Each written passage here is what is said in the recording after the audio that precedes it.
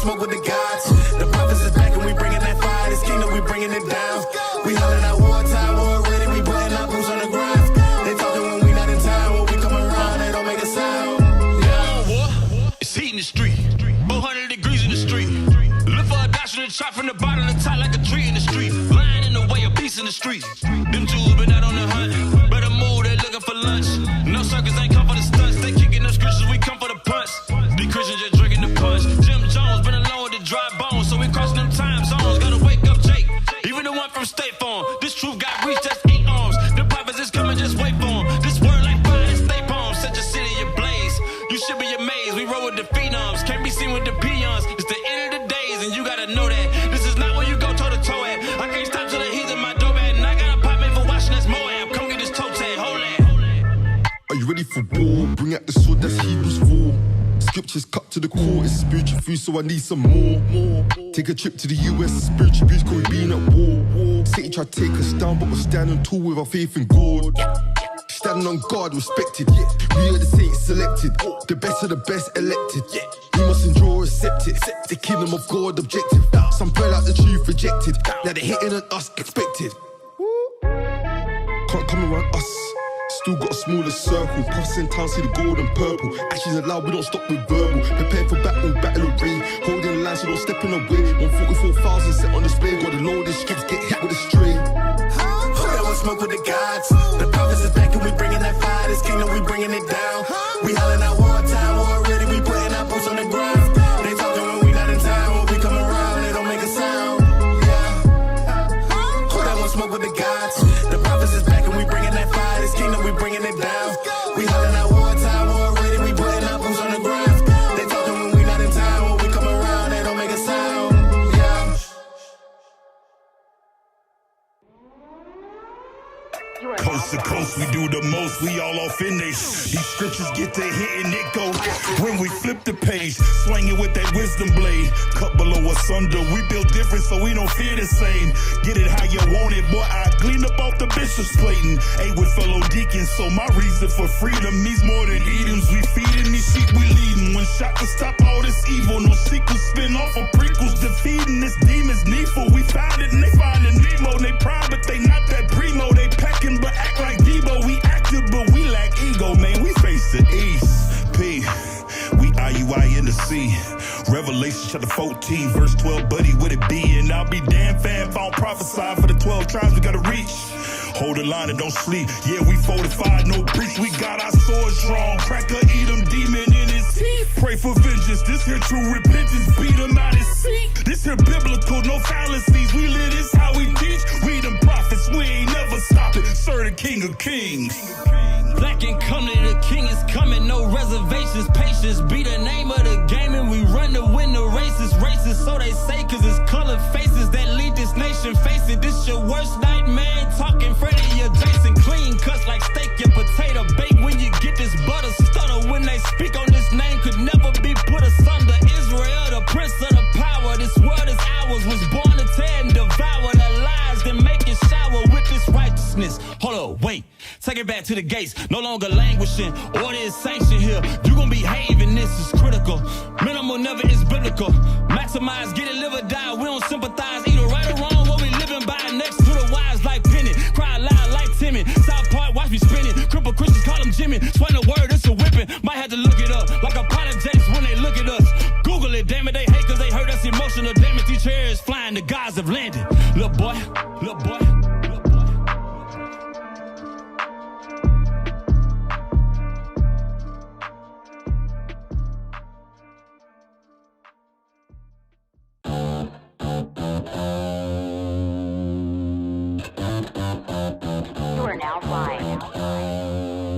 Southwest. They can come closer than close, yeah.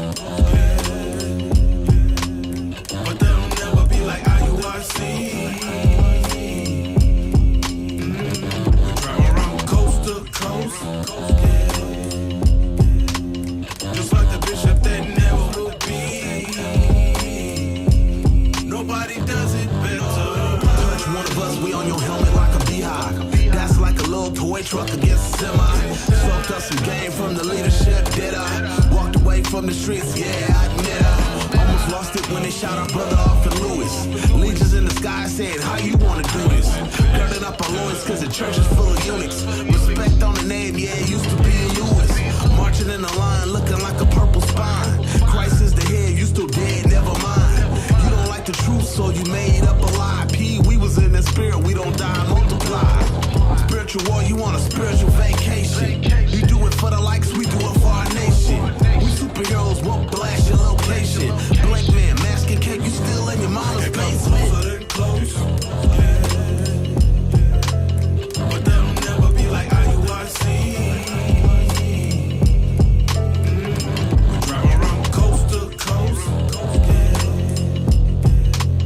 Just like the bishop that never would be. Nobody does it but nobody does it better. Nobody does it better.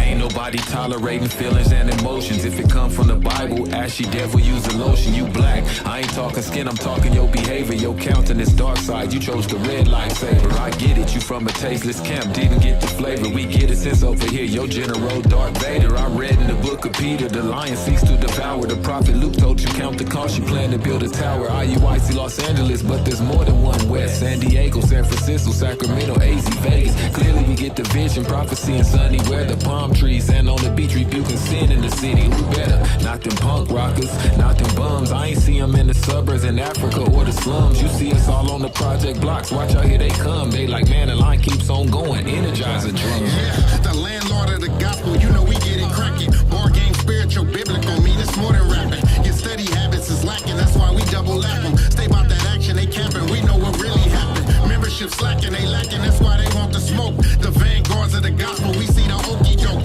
SUV or caravans, wiggle when we bless your city. We in the heart of the hood, where it get real gritty. Your thoughts is small like corners, we focus on the globe. And we enduring through trials like our forefather Joe. Ride with the general, literal, cause it be only one. It can get critical, physical, touch the holy ones. We be the only ones, push about the 50 states. Giving all glory to Father, the one that keep us safe. Frontline soldier, never fold like a dollar bill. EA Sports all in the game, that mean I'm on the field. Yeah. But that'll never be like IUIC. We drive around coast to coast. Just like the bishop that never would be. Nobody does it but nobody does it better.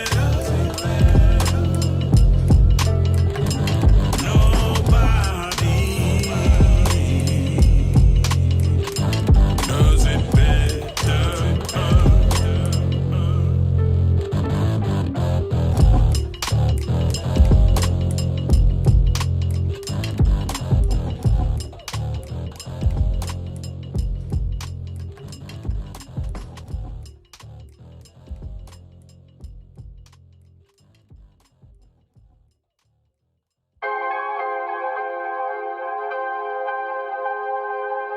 You are now flying.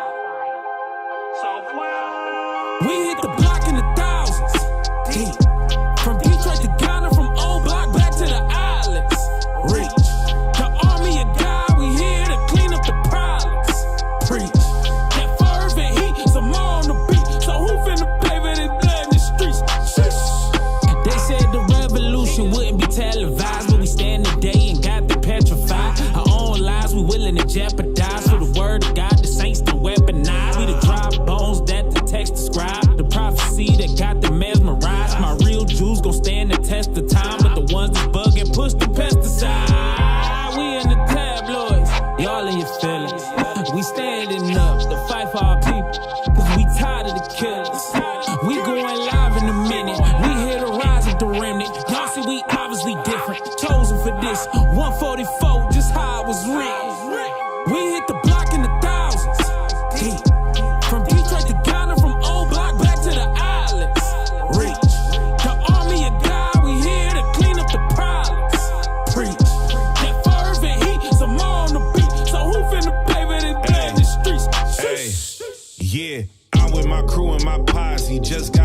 Kumar, see kindly, somebody find me. I'm in your hood with bishops and deacons and captains and angels and armies behind me. IUIC is moving at top speed. You see a throne, I see my assigned. See, leave us alone. You scheming like Ponzi. Real ones is back. They screaming out finally. Whole lot of roughnecks head made of flint. Devil must flee. I don't care where you went. Blood in these streets, red 10 on the tent. Listen your strip like we on a defense. We ain't reviewing your album when we say spinning your projects again and again. You know the prophet's a problem. Who about to do something about it? We hit the block in the thousands. From Detroit to Ghana, from old block back to the islands. Reach. The army of God, we here to clean up the problems. Preach. That fervent heat, some more on the beat. Hold on. Y'all ain't leaving out deep. Fourth try ride with a swag on them. Zay's on the beat, put the fan on it, band on it. You the blue, black, no tan on it. Purple stands out, no doubt. Put the brand on it, stand on it. Ayy, he done went straight. Do the work, jerk. Ain't that what he say? Sun done went down on them clowns on they base. It's morning to morning, no light.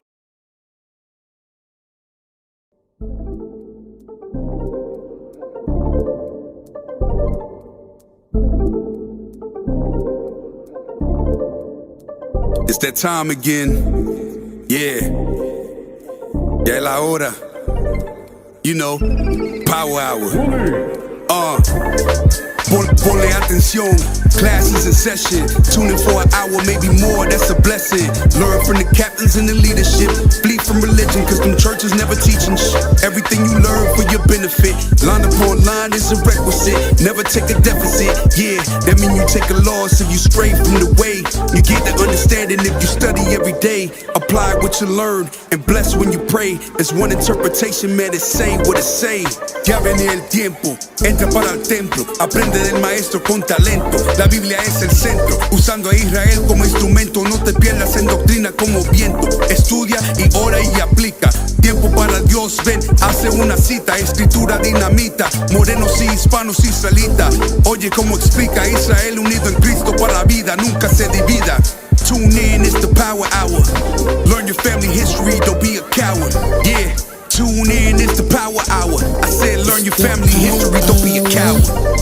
Yeah, history to learn. It's the power hour. The 11th hour. Tune in to your history. You know it ain't no mystery. Power hour. The 11th hour. You gon' learn your history. 11th hour. Power hour.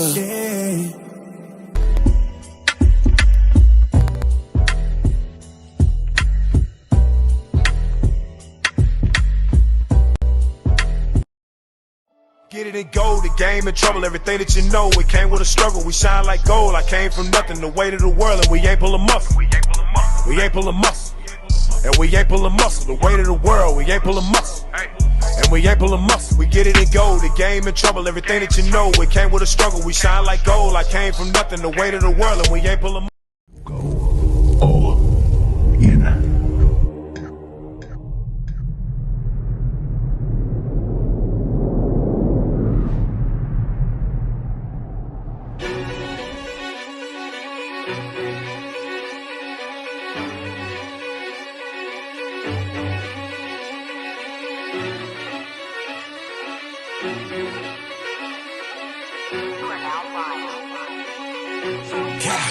You can tell by my gait that I'm all in. You can tell by my faith that I'm all in.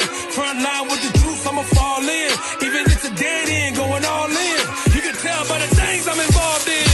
I can lose it all for my calling. If I die for the truth, it's a win-win. And going to the end, going all in. Going all in. Going in, going all in. Going all in. I'm going in, going all in. You can tell by the things I'm involved in. I can lose it all for my calling. If I die for the truth, it's a win-win. And going to the end, going all in. Going all in. When you look in the mirror, what do you feel? Fearlessness, austerity, masculinity, godliness. But what does your beard say about you? Get definitive results with the bold, natural sense from the manly badge of dignity beard oil and ignite the king in you. Because it's important to look how you feel.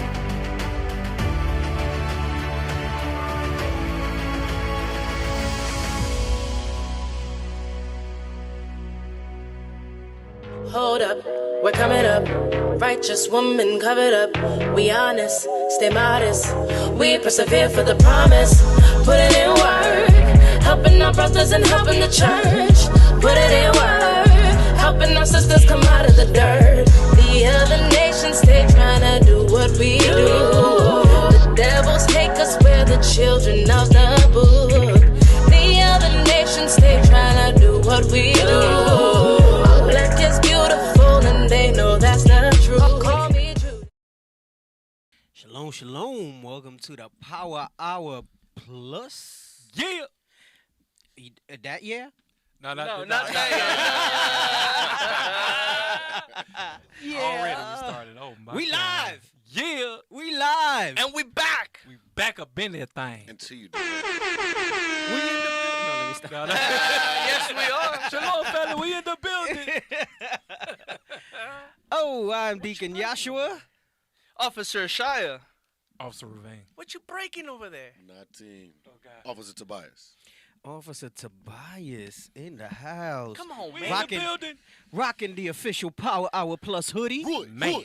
Yeah. Out of You know color? what? I'm gonna work on that next week. I gotta get the radio show merch for people because people been wanting to rep for the shows. Yeah. You know what I'm saying? That's it. That's it. So I gotta get the radio show merch. Hey, they was asking me for it at Tabernacles, at Passover, and at Men's Conference because I was rocking the hoodie around, doing some promotion. yeah. You know, Yeah, we had a I'm billboard gonna out. do that one. I'm gonna do that same one in blue and see if people want to rock it. And I gotta get the other shows stuff up. Up on the Like I thing, want to do yeah. like a T-shirt pack, like get them all screen. So like radio show pack. You know what I'm saying? That'd be Yeah, dope. That'd be yeah. dope. That would be yeah, nice, yeah. yes. I think that's people could rep for the shows. Just that they take my want. money. Just take my Just money. take my money. Just take it. Just take my money. Yeah, we got to rep for the shows. I think that'll be dope. I think that'll be dope. All praises to the Most High. Hey, them sisters' garments looking lovely. They are real regal. Yeah, I do gotta make a point about this though. Oh, bring it out. So sisters, and if the shoe fits, wear it. Sisters. There is a coven of sisters. A coven. Which coven? This particular coven of sisters, and I'm saying a coven of sisters, that are looking at the dress and they're saying, "Oh, I could get something similar somewhere else." Damn. Oh. Don't do it, sisters, because what we use for the photographs is going to have a slight difference. There's going to be some Israelite-specific embroidery on the final product. And everybody's going to know that you was the sister that wanted to go left instead of down the middle with everybody else. All right? So make sure you get the official garment will only be available on original royalty and only via your camp leader for them to make the purchase as a congregation. Right. As a congregation. Don't be the slick sister that think you're going to find a similar garment and go. It amazes me how many times I'll see like school videos and none of the sisters is in uniform. You know what? And I really blame the men for that. That's over the congregations. Because you got to stress that uniformity. Remember I was talking about variability just throws the whole. It might seem like a small thing, but all those little things build on each other. Yes, sir. You know? You going to bring something out? Well, yes, Galatians 5. Go That's ahead. what it is. Go ahead. It's the Works of the flesh. works of. Thank you. So I had the leadership put that message out. Right, Because I just knew. I said, I'm going to preempt this. Right, I just knew, and these are the same people that talk about let's support each other, this, that, and the other. Black businesses. But then we providing a garment for them that we produced, okay, that we produced, that literally from scratch. Like they buy the fabric, they sometimes they loom it for us, like on a loom. The vendors that I'm going to, that we produce, so that we can keep. And they talking about they want to go somewhere to another nation to buy a similar dress. Had one sister ask, wait, so does that mean we can't buy one similar or make one similar? Because I have one that I've had for some years back. And I'm like, which one is it, sis? You want to buy it? You have it, or you're gonna make one? Right. Which means what? That her mind was already thinking of, oh, I'm not gonna buy it from us. Every other option. I'm gonna see if there's some place that's selling it on the low, right? And just or I can make it, or I can fabricate it. But you don't do that with the other nations. Though. No, that's crazy. No. Hey, and if you order, what's funny? Captain O.C. made a good point. He said, the men say, when can I order? Here's my money. Right. And you hear none of this stuff. It's, right. It's only the gaggle of sisters. The coven. The coven. The coven of sisters. And listen, sisters, if it's not you, then put your head up a little higher. Right. You know what I'm saying? Yeah. Don't be stiff-necked. You know, like right. Give the pose like the sisters in the video, in the commercial, be like, I got the original. So they creating a little shade when they put their neck up just a little bit more. You know what I'm saying? Damn. And stand out. And stand out. That's crazy. Right. Tonight. Hey. Yep. And stand out. That's right. Yo, like we go through so much to try to source this stuff, and it's not like it's an ordeal. Yes. Labor of love. I go through a sampling process. Right. They send, we go back. Right. Yeah. Hey, they yes. You know what? No. I agree with you. I particularly did not like the fabric from last year's garment either. I agree with you. I think we learn something each year. I think this is the third iteration of us doing garments because we used to outsource garments as well. And in bringing it in-house, yes, we've clearly had some growing pains. I think the first garment we produced, it was too much for an every feast garment. This was my opinion. Like the embellishments it was too much, right? And then, we wanted to do something a little simpler. And it looked nice, but then, like that particular type of fabric is not good. So we've addressed those things. And this year, I'm telling you, I think everybody's going to be very pleased. This is mass production. I can't say every piece is. It's like, you might go to the store and get something and, I can't speak for that, right? But I can tell you that we look at it, we address it, we take realistic feedback and do something, because sometimes we get some wild feedback. Right. That makes sense. That make no realistic. sense. That makes sense. Right. And yes, I agree with you, sis. The brown, I did not like the way that fabric wore, and how it held up. Okay. But we've addressed that. I think this one's going to be more durable. It's going to be, especially that it's something that you got to, you don't really necessarily want to re-up after a year. Right. And, we tell brothers and sisters, do not wet that thing. It's a dry clean only garment. All right. It's a dry, the embellishments and stuff that's on it. And people will still try to go and do something with it. And then some of y'all slick and be like, oh, it just started to run. No, you dip the damn thing in water. We tell you not to do that. You know what I'm saying? Like, so. Follow instructions. Right. But I think you'll be pleased with the fabric. I think the sisters that we used for the photo shoot kind of had positive commentary about it and everything. Yeah. So I do think everybody's going to enjoy it. And, this might be the template of the material that we use as we change colors every certain amount of years and things like that, So stay in the spirit, sisters. Right. Stay in the spirit. Repentance like I said, the final one's going to have some embroidery that, you're going to stand out if you're trying to go somewhere else to get your garment. And don't. You don't want to be on the national broadcast being spoken about. That's like a white Jesus trying to run through the mountains of Africa trying to hide. Oh, you're right. Damn. They're gonna stand out. Damn. Oh, snap. Damn. They're gonna stand out because that mindset is white Jesus. Let's read it. What's it saying, Jude? Spots in your feast. Right. Oh, God. Yes. Did you read what you wanted to read? No. What I was talking about? Give me Galatians 5 and 19. The book of Galatians, chapter 5, verse 19. Now the works of the flesh are manifest, which are these. Stop. Verse 20. Verse 20, idolatry. Witchcraft. Hatred. Variance. That spirit of variance. Let me buy another garment from Elam, from the other nation, because that's where you get it from. You get it from Elam, Moab. You get it from Ishmael, whoever you want to get it from. You have the spirit of variance. Now, let's get the definition real quick. Variance. Read that for me. Variance, the fact or quality of being different. You want to be different, but the Bible doesn't say that. Come on. Divergent or inconsistent. Give me the similars. Difference, variation, discrepancy, dissimilarity, disagreement, You conflict. disagree with leadership. You disagree with the body. You want to be your own individualite. Conflict. In opposition. In opposite. Yeah. There you go. One more. 1 Corinthians 1 and 10. Real quick. Just, sisters, meditate on it. Sit on it. Ponder on it. Soak it in. If you were thinking of going the cheaper route, this is for you. Come on.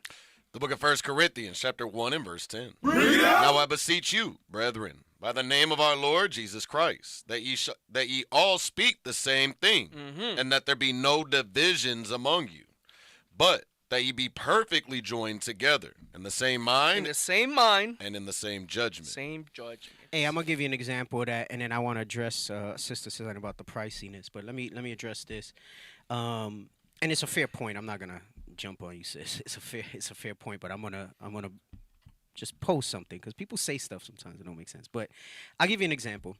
When I was teaching Krav Maga, I had these Amalekites, this Amalekite family that came. I was doing a Groupon. Right. Oh, bring it out. I was doing a Groupon. All right, I was doing a group to show you how they'll support their own regardless. No matter what. No matter what. We're the only ones that look for reasons not to support each other. I was doing a Groupon, and I mean, I learned from that. You live and learn. I did like a 10-pack Groupon, and then they stretched it out for like 3 months. It was... You're losing money. Yeah. Because Groupons, you don't make money. Like when you're a business and you do a Groupon, that's a marketing cost. No, it's what you make from Groupon is actually the discount on what you paid for advertising. It's not really a net profit off of Groupon. Like people who do business will understand what I'm talking about. But they force a markdown. They'll run a sale. I don't even know if they're popular anymore like that. I haven't seen them in a long time. I don't know what their business model is like. Anyway, I digress. So she came with her kids. She loved it. And then she went and she got all the other Amalekite families. And I had a whole little kids class twice a week that was full of all these little Amalekite kids. Right? And I was just thinking, all right, Jewish people got money. I said, the hell with it. I said, I'm about to make some bank, just off the kids classes. I said, I'm about to make some bank just off the kids classes alone. You know what I'm saying? Up in here. Right? And towards the end, I mean, she gave me great reviews. She got me she got me like some other things to do like at one of their schools and stuff like that, like an on-site seminar. She gave me a little stuff. She hooked up some stuff. And she says, towards the end, she was like, yeah, look, I want to be candid with you, and I'm speaking for all of us. And I'm like, damn, she's speaking for all of us. She was like, you're amazing. She was like, you're an amazing instructor. The kids love it. What they're learning is great. She said, but we're not going to renew. And I was like, well, why not? She says, well, we take karate with my uncle's third freaking twice removed, whatever. And we have to support them. And even though this is better and they're learning to defend themselves better and you're a great instructor, we can't not support him. So she was like, and he's more expensive, frankly, but we're going to go pay and support his business. Show you the difference between us and them. Can we go back to Galatians? She was willing to pay more for an inferior product because it was from their people. And I'm not saying that we do that. We actually make sincere efforts to try to bring you something great. But our people think different. Variance. And I want to make this comment about the price. Okay. Historically, the sister's garment is cheaper than the men's garment. Okay? By far. All right? And considering the way prices have gone up, we've kept the prices relatively stable over the years. Right? So this is 1, 2, 3, 4. This is going to be the 5th year that we have garments, and the prices are pretty much the same. So I get that. And then I'll say this. If there is a sincere hardship, we always say this. If there a genuine one, and I'm going to explain what I mean by a genuine hardship. We always say, go up, speak to your leadership. Maybe there's something collectively as a body that can be done for certain individuals that it is a hardship for them to spend the money. And maybe brothers and sisters come together and pay the difference to help you out or something like that. Because we know that there are genuine situations like that where it's expensive for people. But let me tell you what's sincere and what's not sincere. Do you buy lunch every day for work?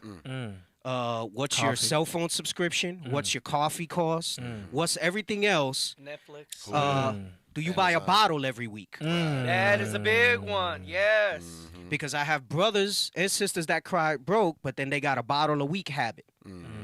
Right? And then say they don't got money when we trying to do something to put something together uniformly, right? So I'll just say let's put all that stuff into perspective before we run around and say this and say that. Because I'm going to tell you something. At the end of the day, for what you want, you find the money for it. That's right. True. Where your heart is, that's where your treasure is. Right. So, this ain't something where we're making money hand over fist. We're genuinely trying to put things in place where we be the providers of these things for each other. So your money's going somewhere. Is it just going to stay with the nation, or is it going to go somewhere else? And think about that example with the Krav Maga and all of that. That's heavy. So, that's some heavy stuff. D. And we also can see where the money goes. Yep. Like we physically see where this money goes. Right. With everything that we do. Right. Nate, and I know there's some people out there that are not good business owners. You're providing an inferior product and all that stuff like that. I'm not saying that. Like, don't be, like I said, things happen just like any business. Stuff happens, like I'm amazed at how much people won't go through like a customer service process with us. I mean, I don't want to turn this into harping on stuff like that, but we've been gone for a while, so I know there's a lot to talk about. Yeah. And we got to get back to the Leggo my Eggo. Yeah, we do. We definitely do. And we're supposed to talk about the quest. And I got a crap ton of videos. A crap ton. Let's get into it. Let's go. We got a lot of stuff. Hold on. Can we get the sin of the day? Turn it up. That sounded low. Wait. That sounded low. No, wait. One more thing. And remember, if we're able to produce this in a quality enough thing, and most people are able to, you're paying this once for 2 years. You know what I'm saying? It's not like that's a good investment. Right. You're paying it once for 2 years. So, as long as you make sure you take care of it. So, what the heck was that? Turn it up. You got to turn Whoa, what in the world was that? Crazy. Do it again. Oh, man. Yeah. I love it. No, see, a lot of people don't remember. Oh, a lot of people don't remember. Oh man, we might have to run the picture back. Yeah, what a picture. Tell them where that came from. Like that? Yeah, what a picture. You gonna put up the picture? Yeah. Look for it. Let me know. Wow. Before we proceed, can we get this scent of the day? These things. Hey, what you got going on over there, man? Let's talk about that. So first of all, I brought my little 3-pack in. Oh, got the 3-pack? I got the little 3-pack. Cause look, what you got today? Despite all the ads you've been doing, I think until we really mentioned it at length on the show, people didn't realize the little builder packs that they could do and the automatic discounts they get applied today. Man, look, you can customize your own set. So what I do is I get 3, 4, 5 at a time of these little 10 milliliters, right? And I test out each one to see which ones I like the most. And the ones I like the most, I go and buy the butter, and I'll buy the premium beard oil for that thing. And you can't sleep on that butter. People just think it's the oil, but it's butter. It's butter, baby. The butter. It's butter, baby. And that should be a cue for my sound. That should be a cue for my sound. Yeah. For my sound. I'm waiting. Because the butter is like ridiculous. And go. I got you. Does that beard balm help your beard grow? Smooth, refreshing. But I was thinking about it. A lot of people think the butter's just for styling. No, man, it gives you that final finesse on that thing. You know what I'm saying? Too. It brings out the smell too. Right. What you wearing today, Deke? I'm doing bright and fresh. I like that bright and fresh. Because I was feeling like a little low energy before I came in. Yeah. And that's one of the ones that kind of really has a lot of oomph to it, you know? What you got? Classic barbershop. You got a classic? What you got? You on today with the little? No, I didn't do nothing. I came from work. Oh, God. I came straight from work. Yeah, that vanilla coffee, right? I was telling Belly, said that vanilla coffee hits different. Yeah. I've been telling brothers that vanilla coffee's next level. You were talking about. Yeah, I just gifted a vanilla coffee today when I came in. That vanilla coffee is fire. But I'm telling you, and that bamboo teak, bro, I love it. It's subtle, but it's so nice. I'm gonna get that on the next one. This cognac and Cuban though. Like, hey, for real, did I say it though? You said, man, that's you like my called all-time favorite. You called it. And Mariah came up to me the other night and said that's his favorite now too. The cognac and Cubans. It hit different. Yeah. It hit different. Yeah. I see we gonna run a hole in the ground with this thing. Oh snap! Hey, brother Florentino go to pull up the website, please. Pull up the Beard Gains. Get beardgains.com. Sandalwood Bourbon is another Sandalwood fire. Sandalwood Bourbon is another good one. Get it? We got brothers coming in and out the woodwork talking about it now. That's what's up. I was gonna give a shout out to TikTok in the comments. He mentioned earlier that he bought some. He bought his pack earlier. Okay. All praises. Cognac and Cubans, yeah. No, I'm telling you, that cognac and Cubans is something else. Hey, I don't know. Was I wearing that one the other day? My wife was like, "Oh, I smelled your beard the other day," and kind of woke me up. Oh my God! I said, Ain't "Oh, no word." fast in the night. I said, "Oh, word." I gotta be up in 4 hours though. Hey, we on the website. Let's pick. Yeah, we got those 10 milliliters right there. Let's click on that. Watch this. Just add 3 to the cart real quick. Just pick 3. And make sure this is live while the people are watching. So the cart says $8 right now. Come on. Yeah. These are the 10 milliliters. 16. If you don't want to commit to a scent, you wanna dip your toe in or dip some of your beard in, right? Yep. Go to the cart. Try that out. Now, for anybody that knows math, 8 times 3 is 24. Let's scroll down. Scroll. $19.20.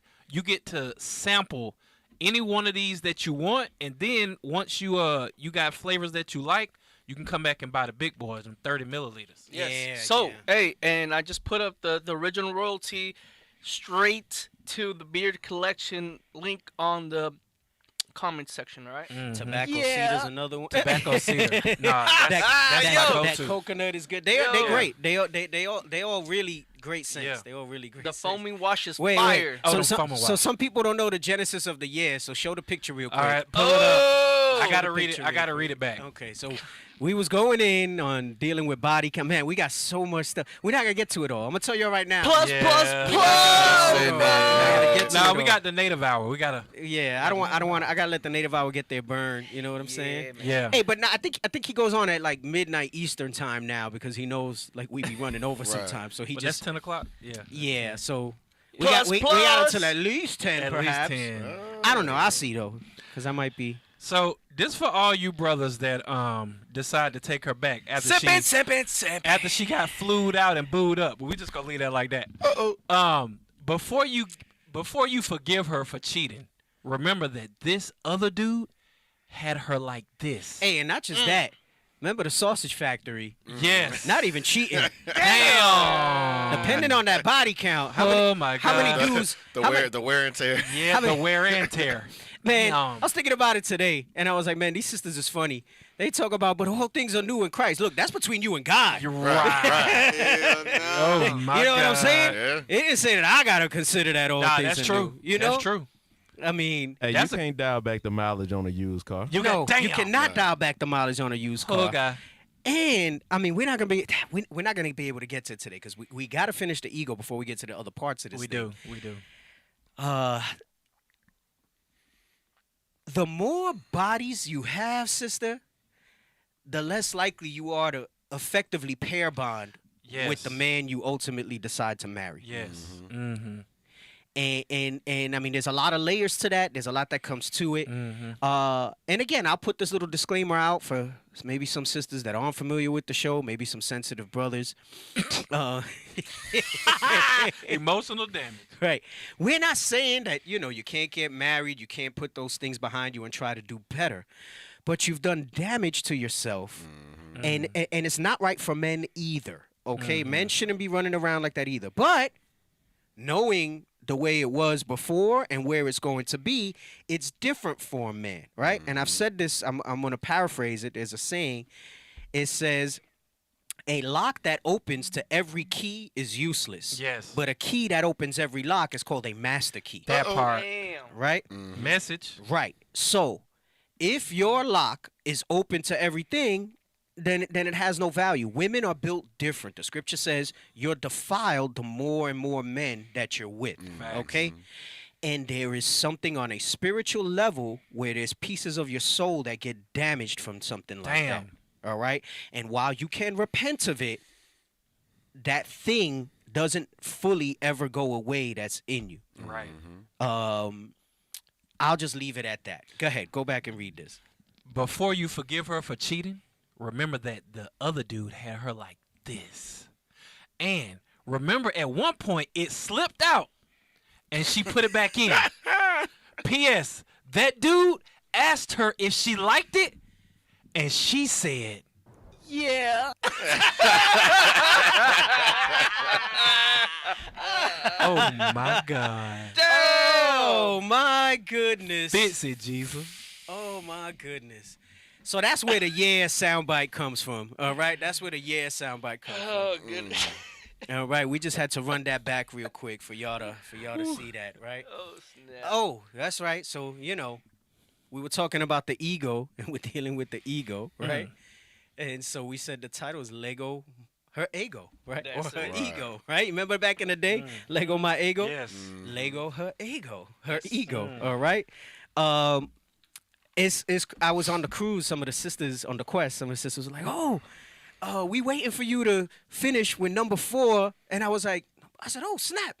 I don't even remember where the hell we were at with this thing. So I was like, a lot of people, I was getting some feedback about the show. They really liking the content and the way we kind of roll and do different things. So all praise to the Most High for that stuff, right? All praise to the Most High. What were we going to say? I'm looking at what we got coming up, and the script is right there in my face. That's all. Oh, okay. All right. So I don't know. No, what are we going to do? We're going to finish that and then do quest commentary, or we're going to do the quest commentary and then... I think we should finish the video. Are we going to finish the video? Are we going to finish the video? I don't know, but let's see. Let's try it. We're almost there. We got it. Let's try it. It was 9 steps. It was 9 steps. Yeah, we there. Let's try it. Hey, he said, I missed you guys. I missed being on the show. Hey, and I wanted to be on last week, man, but I freaking caught the cruise ship sickness. Yeah. Hey, but all praise, I was good. It wasn't until I got home. It was like the afternoon the next day that I got shut down. So Most High gave me the energy, and I was able to stay germ-free until we got back at least. So all praises for that. But then I was jacked up. Just couldn't. I was rearing to go. I got to see if I'm still passionate about some of the things I want to talk about. Observations and stuff. Right. Are we going to get to that? I think we need to get to that. I might mention that. that. While it's hot, while it's still hot and ready. I don't know if I'm hot and ready with it. Damn, you wasn't ready? Damn. For what? Remember I said I'm going to talk about some of the sisters. Yeah. Oh, we need to get to that. So I think you we want to can get to that now? No. Look, Damn it. let's get into the video. In the words of a broken and then we'll run back with some emotions Quest 6 commentary. taking me Right. over. And then we'll get into some Quest 6 commentary. Emotions. Bee Gees. Hey, I don't want to say I like the Bee Gees, but I like those songs like that from like Saturday Night Fever, the movie Saturday Night Fever. Like those are good. Because I've heard some Bee Gees songs that are not great, but the ones that they had from the Saturday Night Fever soundtrack are pretty dope. Yeah. Some of them are like, what? Hey, do you know they had a Broadway play on the movie Saturday Night Fever? For real? I went to see it. Was Johnny? Was he there? It was one of my favorite movies. Like I just the music and everything. Like I really liked Saturday Night Fever, and I went to see the play, and it was actually really dope, bro, on Broadway. Damn. It was really good. Like they had us dancing in the aisles and stuff at the end of the joint and everything like that. It was really good. Damn, you was dancing in the aisle? I was dancing in the seats, bro. Damn. I was dancing in the seats. It's like Were you in the truth? No. Okay. Yeah, nah. I was gonna say.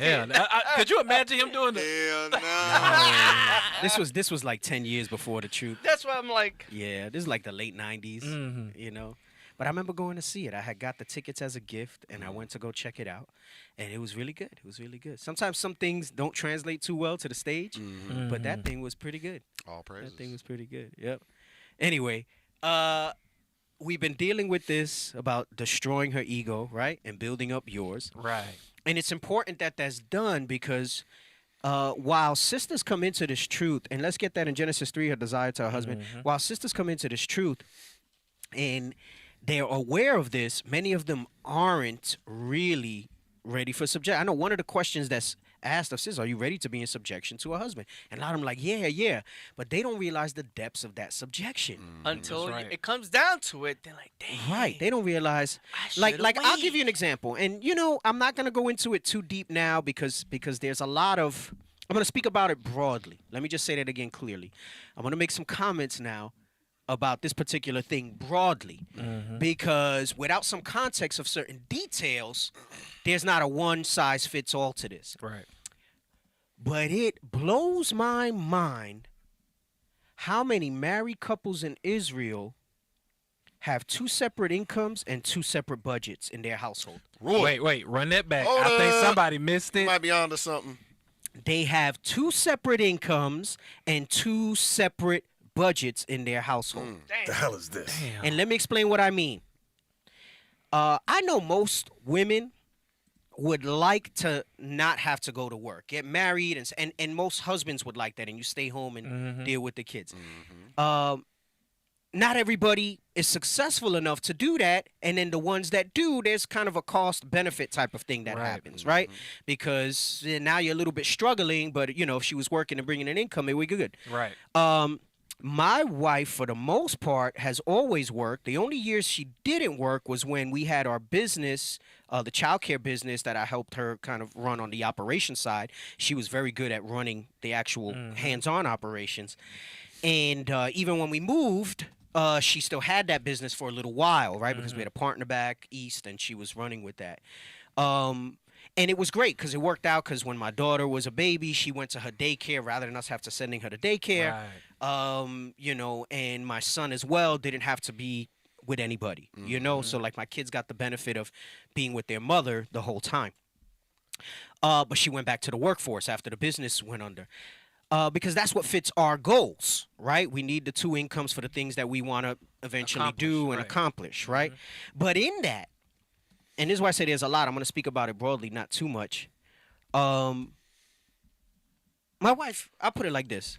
My wife don't even know how much her paycheck is every week because it goes into the one account that we have.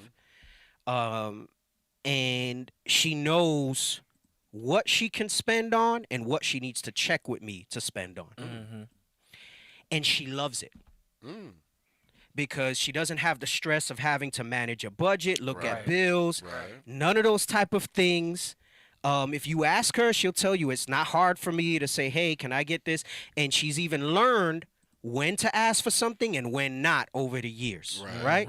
Now, like I said, I'm extremely responsible and I'm very intelligent when it comes to numbers, right? I have a I'm not perfect, right? You know, a lot of errors in money is because of emotion. But I have a financial acumen that I'm able to kind of manage that, and she has that confidence in me, right? So I know that there's some things there. But the overall theme in this is that we have one income. Right. What she makes and what I make goes into one account. You know, barring any type of you know, if we're investing in something or putting away for money or whatever it is, and we pay the bills from one account. It amazes me how many married couples in Israel is like, okay, you pay this and you pay this and I'll pay this and I pay this, and like you got this separate stuff going on, in the house. right? You have this separate stuff going on. Now, I'm not saying, brothers, you shouldn't have a little something in case the woman bugs out. Don't let her have all types of hands and stuff and things like that. That's why I'm saying I'm speaking about it broadly because it's very nuanced. This could be its own type of segment or even a whole show going into this stuff. But I think if your economics are not combined, you're going to have bigger issues. The house could be divided. The house is divided, right? You have to be able to come together and figure out the economics of your household. Okay, I want to ask you a question because I kind of don't like sharing an account with my wife because I see all she spends and it's like a lot of stuff that I'm like, why? But why does she have to spend it? So it's just like spending money, right? Not like her debit card, what have you, right? And I'm like, I don't like sharing a debit card with you because I see everything and I'm like, no. I have a few different credit cards, not many. I have some for different purposes, and I give her 2 of them. And this is the one she uses for all groceries and gas, and this is the one she could use for other things in case she don't. And then if she needs cash, she has the debit card. That way, she's not using the debit card for it. But I'm disciplined enough to pay my credit card every month in full. Right. Yeah. Sometimes I don't even wait to the end of the month. I'm paying it halfway through. Right? Because they don't charge interest with you get all the benefits if you have that. But not everybody does that. A lot of y'all don't even know how to budget properly and everything, but that's another discussion. But you mediate that. That's what I'm saying. You got to figure out the economics in your household. And again, this is a separate topic. I know I'm whetting the appetite a little bit. I see people commenting on that and stuff like that. And I just want to say, you got to figure out the economics of your house. And this whole thing of like, okay, well, that's your money and this is mine, right? Now, from the man's side, yes, it's mine. It's all mine, right? And yours is mine. Is mine too. Yeah. Not in an abusive way, Right. but yours is mine too, right? But this whole thing, and a lot of men like it like that. And I think it's because you don't want to see those. They don't want you to see the little things they spend money on, the frivolousness of how they do stuff, right? They don't want you to see their $6 a day Starbucks habit, right? Which turns out to $180 a month in coffee. Damn, that's $200. Right? Where if you just buy a decent machine, and don't get me wrong, I like Starbucks, right? I like certain coffees that they have, different flavors and things like that. But my Starbucks habit is very regulated, you know? Like I might go through like a binge where like, you know, there's a month where I'm hitting it a lot and then I won't touch it for months, right? But buy yourself a nice coffee machine. You can buy the syrups because that's all they do is some flavored syrup, right? Get some good quality coffee, get a decent machine, buy some syrups and do the joint yourself at home. Right. Hey, so we got a video that you posted. Well, I kind of remixed it a little, but it's what going into. You posted this up. Oh, I did post this? Yes. Okay. It's only 16 seconds? Yes. Okay, what does he say? No, I posted it. Oh, you posted it. Yours was a little longer. Okay, well, let's see what it is. See what he says. And go. You're not roommates. You're your husband and wife. Preacher Julie. said, and now you are one. He did not pronounce you Stop, a hold joint on. venture. You didn't hear the very beginning. Combining checking accounts? Right. He said you're not roommates. Right. You're husband and wife. Turn it up a little more. And that's what's happening. Yeah. You're a married couple and you have the roommate effect of, this is my money, this is, okay, you pay this bill, you pay this bill, and I pay this bill, and I pay this bill. And then what you never do is you never figure out, see, here's the thing. Oh, man, and I don't think I sent it, but it's a lot of stuff. It's a lot of stuff. We've gone over this before at length on the show. The husband's job is to be that that teacher, that hedge. He cultivates and he teaches. You're supposed to help make your wife better, right? And in turn, in you doing that and being married, you as a man learn how to rule a house. And by extension, that's going to help you eventually rule a kingdom. The point is, together, you both should be mutually growing. Right. You mutually grow together because of the experience of the marriage that you have together. And when you do the roommate thing with your finances, and some people might feel different, they might say different. I'm just telling you what I've observed. If you look it up, you'll start to see a lot of people talk about it in this way. You have to figure out a way for your economics to be a married couple's economics and not a pair of roommates' economics, right? So that's what he started with. It kind of cuts off if you listen really good, but go ahead. You're not roommates. You're your husband and wife. Preacher Julie. said, and now you are one. He did not pronounce you a joint venture. Combining checking accounts, working out of the same pot, together you're a team. Regardless of who brings in the money, it is your money. You guys together as a couple. Right. It's your money together, and ultimately it's under the man being the head, right? And like now I said this, brother, you know these sisters, I'm not saying make sure you have a level of access or whatever it is. I'm not saying put every single thing together, but I'm telling you your main stuff on how you run your house should be together. Yeah. Right? Because in this day and age, I got to be real. A lot of these sisters ain't right. I started talking about it last night when we was doing the class last night about you got people who wear the uniform of Israelite, but they're not really believers. They wear fringes and a border of blue. So yeah, you got to be careful and you got to be mindful. You know, we can't be naive to think that just because the scripture says it, your level of conviction as a man, first of all, is always going to be higher than a woman in this walk. Right. And then on top of that, you really don't know where her limits lie when she decides that she's going to screw you over. Right. Maybe you don't. I'm not saying it's all like that. I'm not trying to be the negative. There's some beautiful marriages in Israel. Things are good and they're on the same page. But don't be a simp either, brother. You know what I'm saying? You got to be able to have things in place. But what I'm saying is there should be a common ground of economics, and it's not the roommate economics.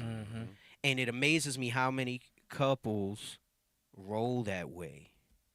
That's your check. This is my check. Your check goes into your account. And no. Shouldn't be like that. It'll have a spiritual effect, too. Hey, I'm sorry. One thought. I don't want to lose this, but don't lose your thought. Yes, sir. And I'm gonna tell you, a sister that's in her right mind and in her right spirit. Remember, I tell you, my wife says she loves it, and she's sincere in that. It's because, and this is not just for money. This goes for all things. If you can stop resisting the man being your leader and your head, your life there's so many less decisions you gotta make. Right. I'm the one that has to worry about things. I'm the one. My wife doesn't have to wonder if we got the money for the mortgage or for the car payment or whatever else it is. I'm the one that deals with that. And then she gets to focus 100%. And guess what? I'm man enough to tell her that if we're struggling, I got to bring her into that because, I understand that a bomb like that being dropped where she's like, oh, I thought we were good and we not. So I'm not saying you conceal that stuff.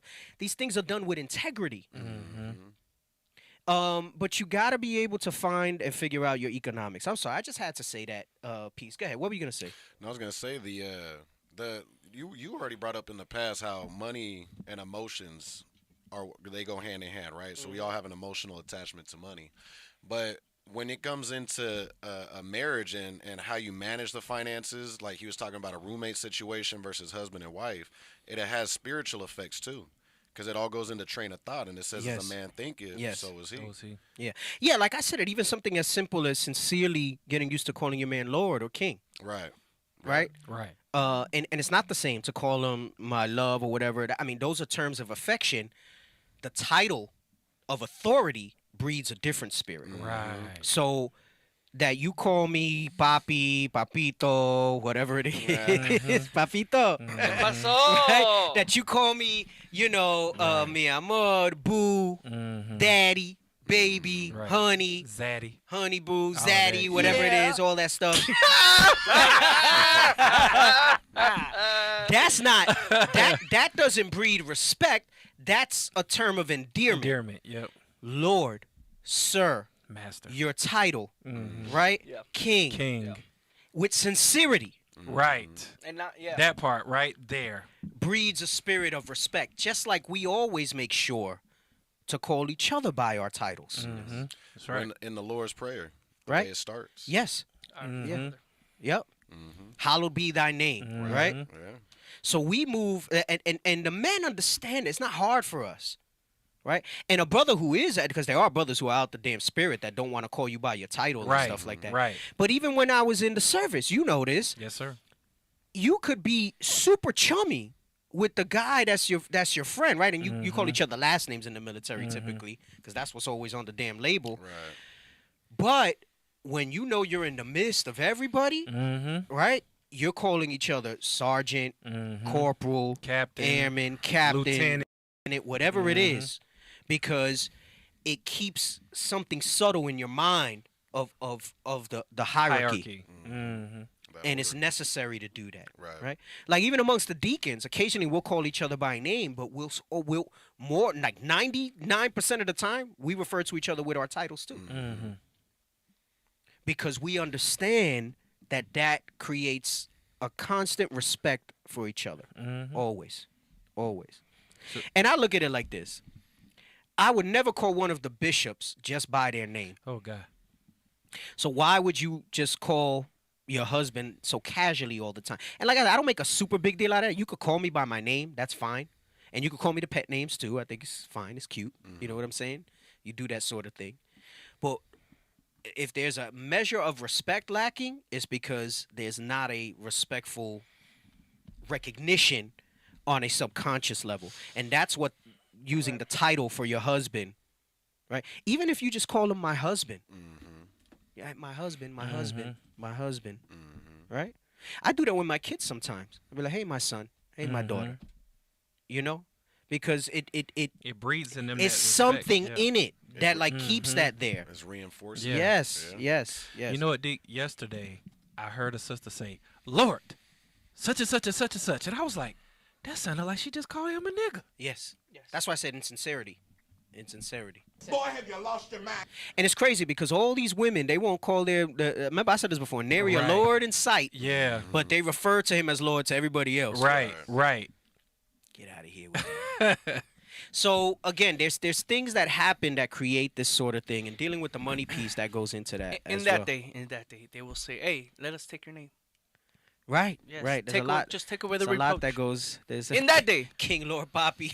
Damn. Somebody said King Lord Poppy. Oh, snap Zaddy. Yeah. Yeah. Yep. Anyway, let's get back into the 4 points. Let's go. Come on. I don't think you want to do the quest. We need to do the quest. Yeah, It's so fresh. Yeah, I think you should. It's do so it. fresh. You're not gonna want to go into it. Yeah. You're not gonna want to go into it. I'm telling you. To end out the show. Say what? To end it out. Yeah, no, he's not gonna want to go We into the normally quest. end the show with this. Yes. We normally end the show with this. Yeah, but then by the time we get to this, we don't get far because I wait. This is true. Bro, trying to do it everybody been backwards. asking about the video, All right, bro. let's go. What you said? Everybody been asking about the video. People want to watch the video. I'm Gotta sure they get wanna the hear people about what this they quest, want. It's too. provocative. Right. Let's Let's the go. people Let's- going. let's go. Right. Is that he want to talk about the quest? Oh, that's now we're yeah, getting to man. it. Come on. Hey, so I had put it out there real quick. I will say one thing about the quest. I got him. He was like, "Yo, I'm about to be international." I said, "Wait." Uh-oh. No, he did it. I said, "No." I said the council's already convened on this years ago. Yes. A cruise does not make you international. No. Wipe your ass. Because you don't get stamps in your passport. damage. Why did brothers go and Yes. say you can seek the stamp? If the stop you go to some office. Wow. Why is the The dude immigration. evil? That's crazy. And you tell them, can you stamp my passport? Yeah, let me get wow. that stamp real Let me quick. get that stamp. Get some help. So people have been, bro, we was in You know who mainly Curacao. was? Yes. and we were coming back, and they have this ingenuity's crazy. They have this bridge Floating. that has, no, it's not even just floating. It has a motor on it. Yes. Floating. I mean, I'm talking about it's a long bridge, not a little bridge. And they have this bridge that it basically has a motor on one end and a bunch of pontoons that look like little boats. Right. And it turns in so that people can walk from one part of the little island to the other through a major thing where ships go. And like every 40 minutes or so, it opens for like 20 minutes. Right.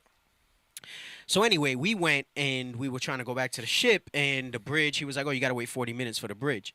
So we was going to take the ferry. Remember, I'm talking about the passport thing, right? Yes. I'm not, passport. see. Don't lose the thought. No, I'm not losing the thought. Chappelle be doing that. He'll tell you he's going to make a joke about something and take you somewhere else. And Like, come back. Don't lose the thought. And then he gets you with the punchline. And you're like, wait a second. Oh, he going with the punchline.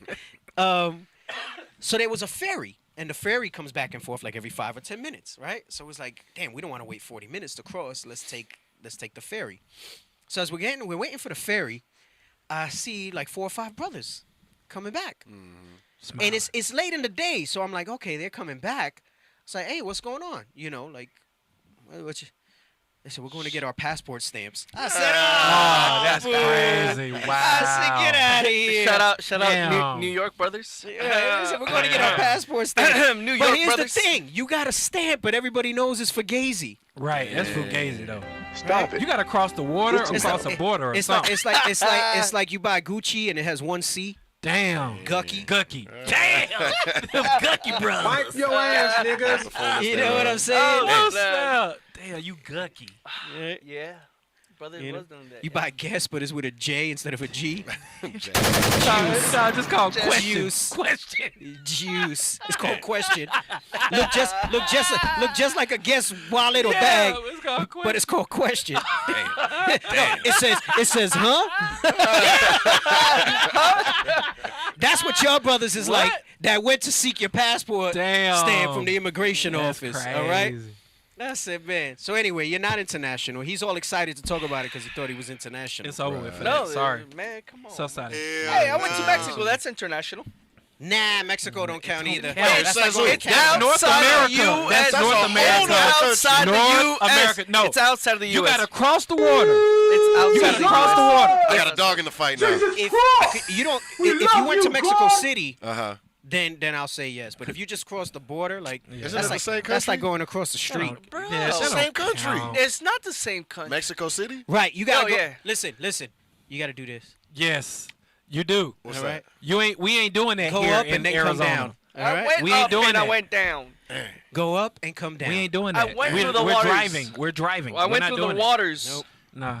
I went Nah. through the water. It stepped on new soil. Nah. It's over with. It's over for that. That is Right. Babylon. Hey, is that Captain Abiel? He said border towns don't count. Told you, bro. Come on, man. Border Come towns. on, But man. so then I got a question. Because it was advertised. IUIC advertised it. First International Blitz. What was the international blitz? That was Tijuana. Yes, it That's was. a border town. Yes, it Wait, was. Advertised like as an that. international. It Yes, wasn't. it It was. wasn't. It wasn't. I've got the. It's Listen, on my Facebook. listen. Did you fly? No. Okay, that's it. No, but it was. I see your point. you Yes, it didn't fly. was. It was an Yes, international yes, it blitz. Hey, was. brothers, Yes, it was. stop it. Get some help. Stop it. Yeah, that's Get it. some help. Yes. Stop it. See? That don't count. Captain Abiel saying yes, sir. See? Because let me tell you what's going to be missing. I'm going to tell you what's going to be missing from that. The scripture says the man that's well traveled knoweth many things. Uh-huh. Right. Your brothers that have been to border towns, you don't roll like somebody who's been international. Damn. When This is true. let me tell you something. When you come back from an international trip, You something know. different about you. Different. Okay. Something different about you. Can I go with you next time? Nope. Damn. That's not the way you asked, dummy. Oh my gosh. Right on the show, you tried to put him on blast. He was like, nah. Shut down. Yeah. Nope. All right. Nope. Come on, man. He's Gotta step it up. Abiel said they don't stamp your passports for Tijuana. They Damn. Do not. They don't. We actually got a little card, so you don't even need the book. So you damn sure ain't international. It's still a passport. Why you made Nah. me waste 5 minutes on Yeah, that? you ain't even got the you ain't even got a book. Let's go to the video. Let's get I to the got video. both. Okay, let's I go. got Nah, both. we're done. We're done. Let's with get to this. the video. You're done. We're going back to the video. Okay. I can't believe you guys are letting me deflect like that. You know, this is like we're just hanging out. Yeah, we're just cooling it. Hey. We're cooling it. We just it's like we got to get it all out of our systems to get back in. To get back into That's the what it groove. is. Let That's them what know it is. what It's like we're happened just in hanging out. Panama, bro. Let them know these things. A lot of people don't know. We're gonna That get brother through right this. We're gonna there tell them. is persistent. Bro, we he is got a people Buddha. been asking about the Poquito? video. Poquito? Been asking about the video. Let's go. Let's do the video. We're gonna do the video, and then I'll save some time to talk about the quest. All right? All right, We won't let him forget. Let's at go. least do some of the video. Yeah, We don't finish let's do it. 2 more points and then we'll get to it. Let's do it. All right. Okay. All right. Go ahead. Prioritize your goals above her. Every man should have a North Star, a guiding purpose. In a world where many sway to the whims of the moment, a true man stands his ground, his eyes fixed on his goal. Today, it's easy to stumble across men who discard their commitments for a fleeting chance to spend time with an enchanting woman. Stop. Can we get that where it says many have gone out of their wits for women? sir. Mm-hmm. This is what he's talking about. Let's bring that up. Excuse me. Ugh. The book of 1 Esdras, chapter 4, and verse 26. Yea, many there be that have run out of their wits for women. Right? And what he's saying is because you don't have that North Star, right? To run out of your wits for women means you forgot everything, all your goals, your purpose, right? And you move in that direction. I'll give you an example, all right? We've been talking about, realistically, you should probably prove for 3 years. Uh-oh. That thing been coming out strong. And you'll have brothers that'll be like, nah, man, I'm doing one. Damn. I'm doing one. Fix it, Jesus. I can't do more. They'll say I can't do more. I'm doing what? Bro, they'll see all the Man. 1 year marriages that they Right. just like, damn, I should have proved longer, whatever it is. Crazy. And they doing one. Damn, someone said simple of the year. That's crazy. That's crazy. Because here's the thing, right? Right. We say 3, and we know a lot of people might not do the 3, but damn it, maybe do 2. Can you do a year and a half? Right, right. Can you try to stretch it out a little bit? Pull through. Yeah. That thing comes in clutch, bro. Damn. Oh man, I have no other choice. Right? Oh my gosh, don't get me started on that one. That one he didn't even wait a year. I mean, Damn. man, we had a brother had some old type of arrangement that he were gonna support the sister and all this other stuff. I ain't gonna say his name. I'm not gonna say where he from either. A man with rank. Right. And we were like, bro, you know, with rank, we can't forbid you, but you know, you should be held to a higher standard. Right. Don't do it yet. You guys, it was like 6 months in. He was trying to marry her because she was like gonna get evicted or something like that. And we cautioned him against it. But we said at the end of the day, we can't forbid to marry. That's not within our power to do, right? Anything we tell you is just suggestions to try to help you out. We want to make things better for you, right? Brother goes, all right. First of all, he was all salty when we told him that. But then, you know, he went in and did it. Oh, my gosh, the drama coming out. I said, man, the brothers giving me reports. I said, I ain't dealing with that. I said, y'all deal with that. I said, y'all deal with that. talking about, oh my gosh, I should have never married you. Yeah. Damn. Oh my goodness. Yeah, man, that's how it goes on. That's how it goes on. But it says many go out of their wits for a woman, right? Get me the other one. Stumble not at the beauty of a woman. You want the last of it? Oh, go ahead. Go ahead. And become servants for their sake. Right, and this is what he's talking about, that it derails you. You don't have your North Star, your guiding thing is always the scriptures, right? Because it's kind of like when I used to do musical theater. We took a little bit of dance, and they tell you when you're doing your spins, right, you're supposed to spot. I don't know if you notice. So that you don't get dizzy, you spot a spin. Oh, right, People right. who dance notice, right? You spot a spin. And what it means is, and if you look really closely at like ballerinas and people who are doing a lot of spins, their head always spots in one spot. You pick something that you just focus on, and then that's how you don't get dizzy and fall down from spinning. Right? You spot. I used to do that drill in Krav Maga where I would make you spin. Right. And I don't remember. Some people knew that. I guess they had a little bit of dancing back. I'd be like, don't spot. You need to spin. Yeah. Right? Because you need to get dizzy. Right? So as all this stuff around you in the world is spinning and spinning and spinning, you got to have one thing that you can focus on so that you don't get dizzy and fall, right? And when you get crazy over these women, you forget all that, right? You forget your charge. Remember last time we were talking about that charge, right? That the Lord tells you, right? Show thyself a man. Okay, read this again, and then get me to stumble not at the beauty of a woman. The book of 1 Ezra, chapter 4, verse 26. Hey, many there be that have run out of their wits for women, and become servants for their sake. Right, and then they become servants. That means everything you do is because it revolves around her, right? And it might not even be that she's ordering you around, but you just simping over her so much, right? That like your other stuff doesn't get done the way it needs to get done, right? Or so much so that, you know, with like the picture we threw up, and you're going to take her back after something like that. Oh, God. You know what I'm saying? God forbid. No way. I don't even want you spending another night in my presence. Right. I find out some stuff like that. Depart from me. I never knew You you. better get the hell out. What? Yeah. Get out, right? Get me that stumble not at the beauty of a woman. The book of Sirach, chapter 25, and verse 21. Stumble not at the beauty of a woman, and desire her not for pleasure. Right, and that's what happens because you start to look at it just from that perspective of physicality, right? And let me tell you something. There's a lot of reasons that's problematic, but physical wanes. Physical, think about it, man. Let's just say, without being lewd, what's the average sexual encounter? With all the dressings and icing on the cake, 20, 30 minutes? Yeah. Right? No. That's just not consistent. I knew somebody was going to say 35, Be that guy. 40. Yeah. Somebody was going to be that guy. Ruda Brew made it. I'm being generous when I say 20. I'm being generous when I say 20 because it's not 20, 30 minutes every time. Hey, D, don't worry. I got some stop signs on the way for you, so you know when brothers. Okay. I got Here's you. my point. Here's my point. Let's say you want to average that out, and let's say 15 to fall somewhere in the middle. Right. For 15 minutes, maybe once the honeymoon phase is over, 3 times a week, if that. Depends on age and everything else, right? Because it'll eventually get to that. And then you got the rest of the 23 hours and 45 minutes that you got to be with this person. Right. What you doing? So how much more emphasis are we putting on those things and how much it drives you to, this is why it says stumble not. This is why it says many go out of their wits for them. Where's the rest of the time? That's not doing that. Right? That's not doing that. So, I mean, and let's say you want to be, I'm done one, it's 45 to an hour with me every time.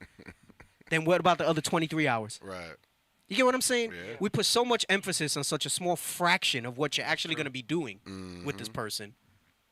And then, you know, when hormones kick in and stuff don't work the same and blood don't flow the same, right? That's why some of these brothers talking about they're not going to wait 3 years. They're like, man, I got like maybe 15 good years of good blood flow left. I need to 45 minutes left.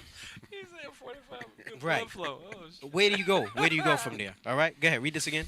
Stumble not at the beauty of a woman, and desire her not for pleasure. Right, because that fades, that wanes. If there's no type of other foundation behind that, and then you're gonna hate each other's guts the rest of the time. Right. And there's people that do it. Like maybe the D that good, and they deal with all the other mess because it's that good. But it's like that's how you want to live life, right? Right? And then how you focus because she always hounding you and stuff like that. Come on, man, we got to do better. We got to do better. So men gotta stand in your manhood. Gotta stand in that malakhood. Right. You know what I'm saying? You gotta stand in that malakhood. Don't be up here putting the pussy on a pedestal. Don't put the pussy on the pedestal. Puss a liar. 50 pumps. Oh my God. So run this back a little bit and play it. A true man stands his ground, his eyes fixed on his goal. Today it's easy to stumble across men who discard their commitments for a fleeting chance to spend time with an enchanting woman. They derail from their tracks like a hungry wolf chasing after prey. But here's the golden rule. Your mission, your dreams, they take precedence. If that means occasionally forgoing an evening with her, then that's the price of ambition. And guess what? It's worth every penny.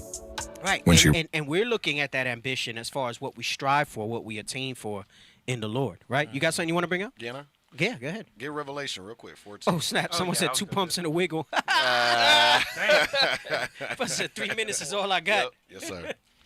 The book of Revelation, chapter 14, verse 4. These are they which were not defiled with women, for they are virgins. And if you read above, you can read it. It's going into the 144,000 men. They had a purpose. They had a goal. It's talking about a commitment to a higher calling, right? Read. These are they which follow the Lamb whithersoever he goeth. These are the men that stayed focused on the mission. They followed Christ wherever he went. Read. These were redeemed from among men, being the first fruits unto God and unto the Lamb. Get Wisdom of Solomon 4:2 real quick. It says that these were the ones that follow Christ whithersoever he goeth. They were redeemed from among men, being the first fruits, those first sacrifices that were acceptable to God.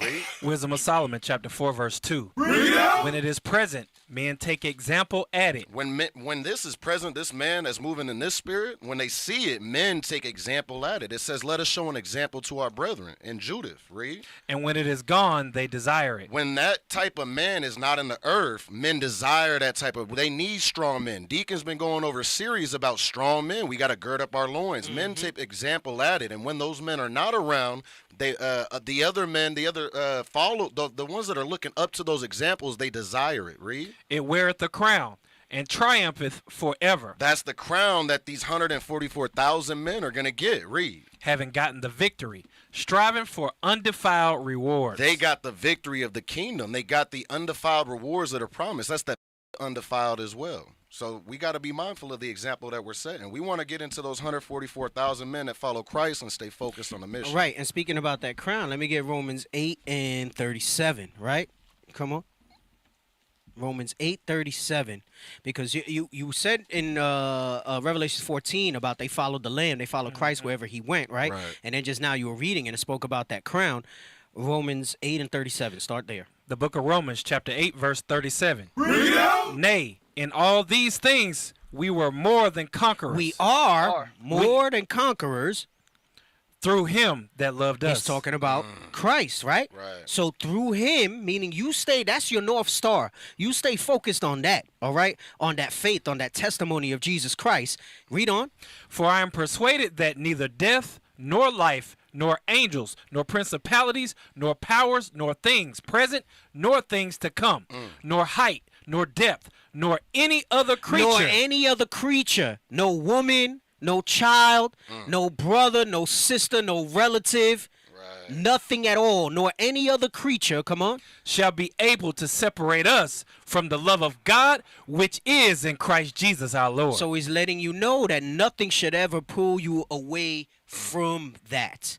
Nothing. And he gave a multitude of things. That's why I've been bringing out, and I've been saying, Bishop said something about it recently, some of the deacons. When somebody starts coming to you talking about they thinking of leaving or they want to leave, let them go. There's nothing to say to them at that point because of this. This tells you that people who are really rooted in Christ, that's not even a thought in your head. That's not even a thought in your head. What that is a sensual, seductive spirit that wants to try to either validate themselves so that they can feel wanted and desired in a place that they're at, right? Because the fact that Christ is calling you is not enough for them, apparently, right? For them to do things and change their life, right? Or they're just trying to be seductive so that they can see who has an itching ear so they can make their complaints to, about what's eating them, right? But the scripture tells you that not even any other creature should pull you away from those things, That right? thing's heavy. Yes, yes.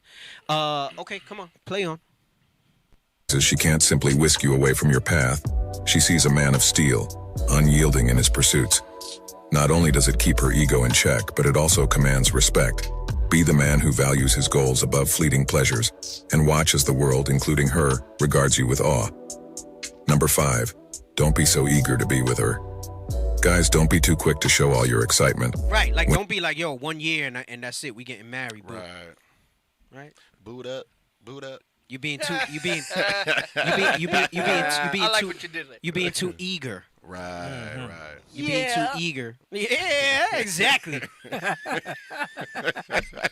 Don't be the eager beaver. Oh, damn. Go ahead, come on. A great woman, it's natural to feel thrilled. But if you act too eager, it's like telling her she's already won you over. When you're too excited, you don't give her a chance to be curious about you. Stop. So we're going to talk about this somewhere down the line where we talk about hypergamy for women. Right. And yes, hypergamy. And it's, in my own words, we can look it up if you want in the background while I say it. Not an average Negro word. It's not even something that women are typically even aware of, but they're wired to look for the best man possible. Now, some of them, their whole understanding of what it is to be in relationships and marriage has that judgment skewed, right? But there's something innate in a woman that makes her want the cream of the crop, right? Stop before you pull it up. Don't put it on. Hide those. There you hide those things on the side. Yes. Don't be putting up stuff like that. All right. You can read this one, and then I want to see the other one. All right. So let's get the dictionary thing. Right. Hypergamy, the action of marrying or forming a sexual relationship with a person of a superior sociological or educational background. Okay, so go. Let's see what else we got that gives a little more depth to it. Go ahead. Let's see. What does Webster say? Come on. Hypergamy, marriage into an equal or higher caste or social group. Right. So most women are looking to not marry the bum. Right. Women who are kind of broken and have a lot of different issues will kind of slum and sleep with whoever. Right, like that's different. Like if it's just there's other things that are at play there. But in general, women are hypergamous. All right, and there's something in them, and it's fine. It's rightfully so, because what it does is it sets you up, right, for status. It sets you up to be taken care of and be all right. How that manifests today in a subtle way is they're looking for somebody who is going to work, has a pretty relatively good income or a good career path, things like that. And there's nothing wrong with that. I want to make that clear. There's nothing wrong with that. But when you combine that hypergamous thing with other types of dysfunction that they have, it creates these crazies that we It creates these crazies that we have. But women are generally hypergamous, right? And they're going to want to move and marry and connect with people that have something of value to them. Men think it's just a D, and that might be a part of it for some women, but most women will tell you, their major focus is not that. They're looking at, men kind of start, the women want attractiveness, but men kind of, that ranks higher for us, right? Like you want something that's pleasing. So the scripture says that when it says the beauty of a woman. Yeah, read that real quick so we can see that, right?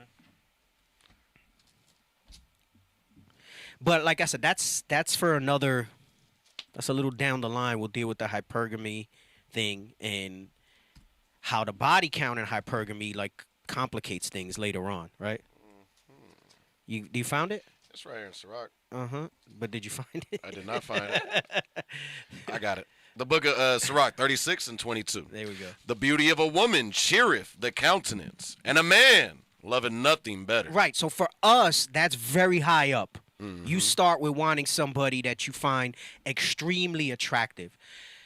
Women have a range typically. So in them being hypergamous, they'll take somebody that's not as attractive if they believe that he's going to kind of have them, and I don't mean kept, but have them secure. Right. I'll put it that way, right? And then there's kind of levels to that as well. But when you understand that women are innately like this, like a lot of them don't even realize that they're like it, then you're able to kind of move, and I don't mean manipulate, but I mean move in that masculinity to deal with that hypergamy, right? And this is how that hypergamy, when a man is not sufficient for a woman, will lead to like dysfunction where they'll kind of continually be with other men, or they can't stay in relationships long, because what they're doing is they're always trying to trade up. One up. Right. They're always trying to trade up. Right, grass is greener. Right. Grass is greener type of thing. Right. And it's more of like, you think about it, the Most High created all of us, right? So I think with them being the weaker vessel, they identify this as a survival tactic as well, for them to be able to continue to flourish. Right. Yes. Yeah. Absolutely. All right. Go ahead. Come on. Don't make her feel too important. But if you play it cool and hold back a bit, she'll start wondering about your feelings. This can make her more interested in you. Imagine she asks if you're happy to see her. Instead of saying you've been thinking about her all day, just give a simple, relaxed answer. This keeps things balanced and keeps her guessing a bit. Number 6, stay calm and walk away when needed. Men, remember this, losing your cool gives away your power. When you let emotions take over, it shows her she's got a grip on you. If she's not making sense or being rude, don't get into a heated argument. Instead, simply leave the situation. This not only keeps her ego in line, but also shows you're in control of yourself. Number 7, okay, stop. never... Go ahead.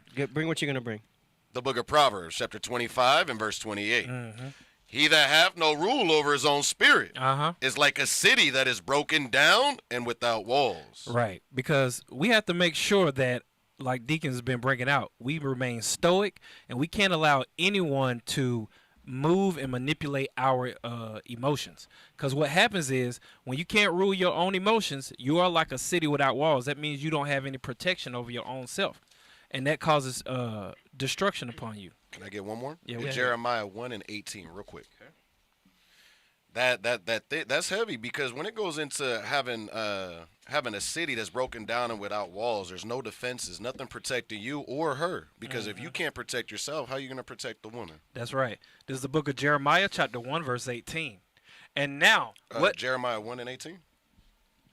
Yeah, my bad.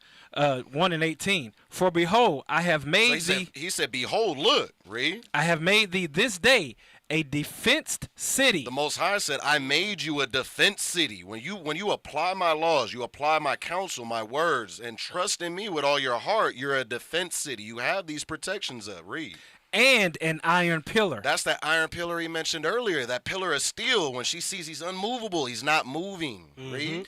And brazen walls against the whole land. That's those walls that are built up. You can defend her and your household against the whole land that's seeking to try to destroy you and overthrow you. Read. Against the kings of Judah. Read. Against the princes thereof. Read. Against the princes thereof. Against the priests thereof. And against the people of the land. Right. You're set up to defend your household from anybody that tries to come against it, to take you away from the mission that God put you on. Right. Because you're unmovable. Right. You're able to.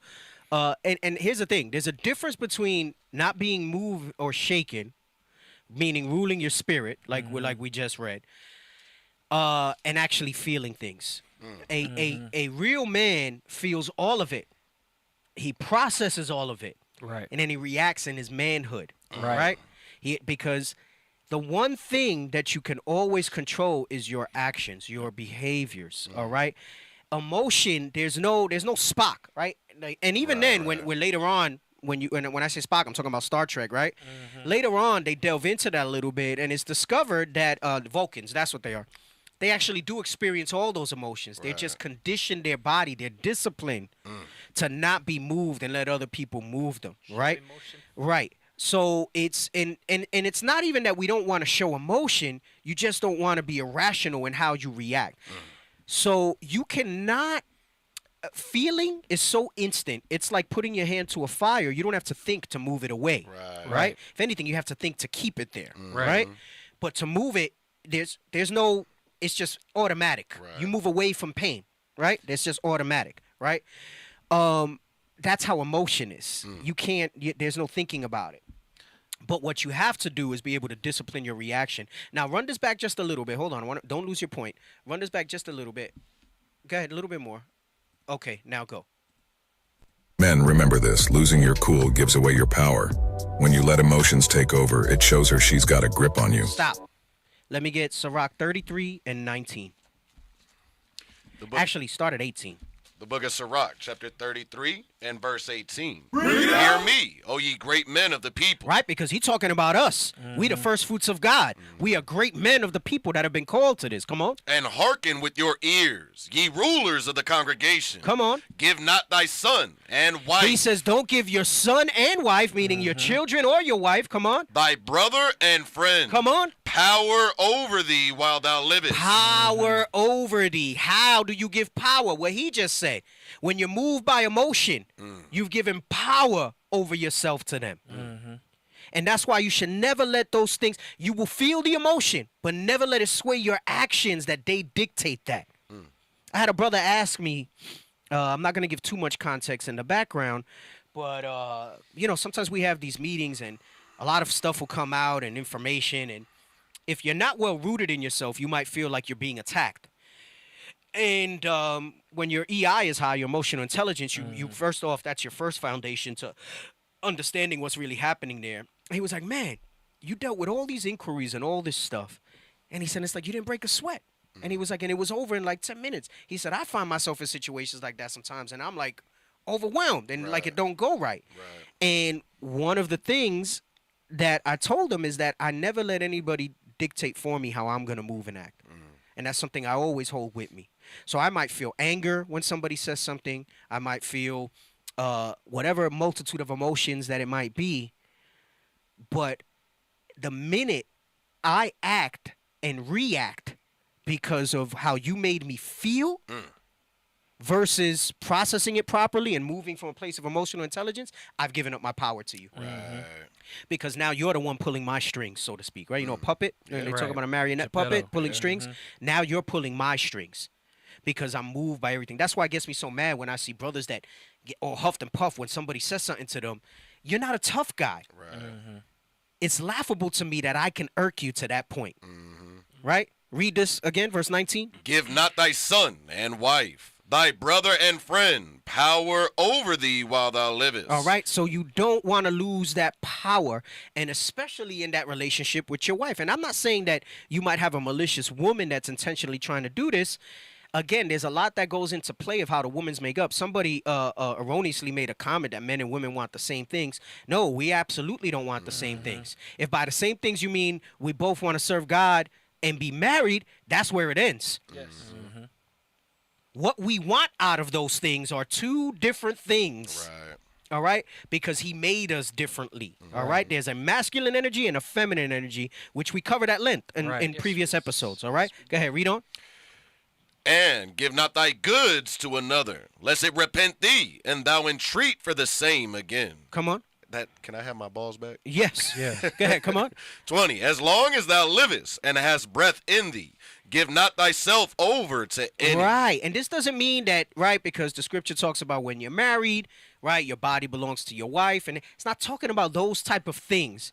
It's saying that you stay in your manhood. You maintain your preeminence. Go ahead. Come on, read on. For better it is that thy children should seek to thee than that thou shouldest stand to their courtesy. And that's the part where I'm saying how you letting somebody pull your strings on how you react. You cannot control what you feel, but you can control how you react to how somebody make you felt. All right? And you always got to be able to move with reason and ration in that. I've been in situations, people who know me well enough, where I am hot and they can see it. And there's something about having that restraint and moving in wisdom in the words that have followed, in the inquiry that might have been made, that puts them in a frame of respect, and it cautions them to act more appropriately as well, right? Kind of goes with where the scripture says a soft answer turneth away wrath, right? And it don't mean I'd be like, oh no, don't talk to me that way. It just means that my response to you is not the inflammatory response that you're conditioned to receive in something like that. Right? It's almost unnerving for whatever spirit they might have on them when they see how unmoved you are, right? How steady you move. Stoic. Right? Your hand's not shaking, he's steady. Right? Go ahead, read on. Verse 22. In all thy works. In all thy works, come on. Keep to thyself the preeminence. You keep to yourself that preeminence. You keep that preeminence. Come on. Leave not a stain in thine honor. Because if you do anything else, you're staining your honor every time you let somebody, and in specifically this case, we're talking about the women. And I'm talking about good, righteous women. They will drive you nuts. Because remember, they're the weaker vessel. They're moving in a different spirit. But you in your manhood got to be able to know how to deal with that, right? You got to know how to deal with that. You were going to say something. Yeah, I just wanted you to bring out that 1 Corinthians 9 and 27. Because that's a good one about emotional intelligence. It's the book of 1 Corinthians chapter.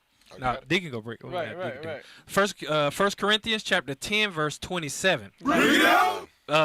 9 verse 27. But I keep under my body and bring it unto subjection, lest that by any means, when I have preached to others, I myself should be a castaway. Right, that's the stain in the honor, because you gave up your preeminence, right? Because you didn't keep under your body all those things that are within us, right? That we got to be able to control. You didn't bring it into subjection. You didn't bring your emotions into subjection. Right. Your emotions controlled you, not you controlled your emotions.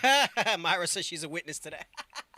Damn. Oh, goodness. And then the little face she put in. Anybody? Any else before we go back to the video? Go ahead. Come on, play. If she's not making sense or being rude, don't get into a heated argument. Instead, simply leave the situation. This not only keeps her ego in line, but also shows you're in control of yourself. Right. And let me tell you something. Leave the situation has levels to it. Some of you, your emotional intelligence is not good, so you actually got to kind of maybe leave the house. Right? Some of you might need to go to another room. When you get really good, you leave the situation and you could be right there and be like, okay, what's for dinner? Right. You know what I'm saying? Yeah. All right. Okay, I'm about to head out now. I'll see you later. You know what I'm saying? And then they're like, what the hell? Do you feel anything? Do you get hurt? Like, what the hell's wrong with you? Right. No, I feel everything. You just not in charge of me. I'm in charge of me. I'm the captain. Hey. Right. You're mad. Okay. If you say so. Hey, well, okay. Whatever. Oh, I know you. I know that face. Do you? Yeah. Hey, that's like, why are you mad? Hey, that's like 40-Year-Old Virgin, where he said, don't say nothing, just ask questions. You remember that scene? And then he there and the thing, and he just asked it. The blonde dits come over, and he just... I don't remember that part. Oh, man, it's such a funny scene, bro. I haven't seen it in like years, bro. It's freaking... It's lewd now when you look at it in hindsight, but it's freaking funny. All right? Oh, go ahead. Come on. Number 7. Never get jealous about other men around her. Gentlemen, if she's a head turner, other guys will naturally gravitate towards her. This is heavy. Let me tell you something with this. I'm going to let him finish. This goes into you being confident in who you are. And if you found her, remember we read how nothing pleaseth a man more than the beauty of a woman. Right? If she was pleasing to you, then you have to acknowledge that she's going to be pleasing to others. You know what very insecure men do? And we've seen it here. And it doesn't always end this way, but I've seen it. They'll sackcloth their wife. Okay. And what I mean is, I don't want you wearing makeup. I don't want you doing this. I want you. I've had sisters. People have spoken to sisters that look like trash, like they always with a potato sack. Stop it. Harriet Tubman look. And he'll be like, "Oh, my Lord doesn't want me like this and that." And then this same Lord wind up cheating on them with the IG model. With a sister that's the way supposedly he didn't want her to be. Right. Because of insecurity. Going to pool parties. Because of insecurity, right? At the pool party. So here's the thing.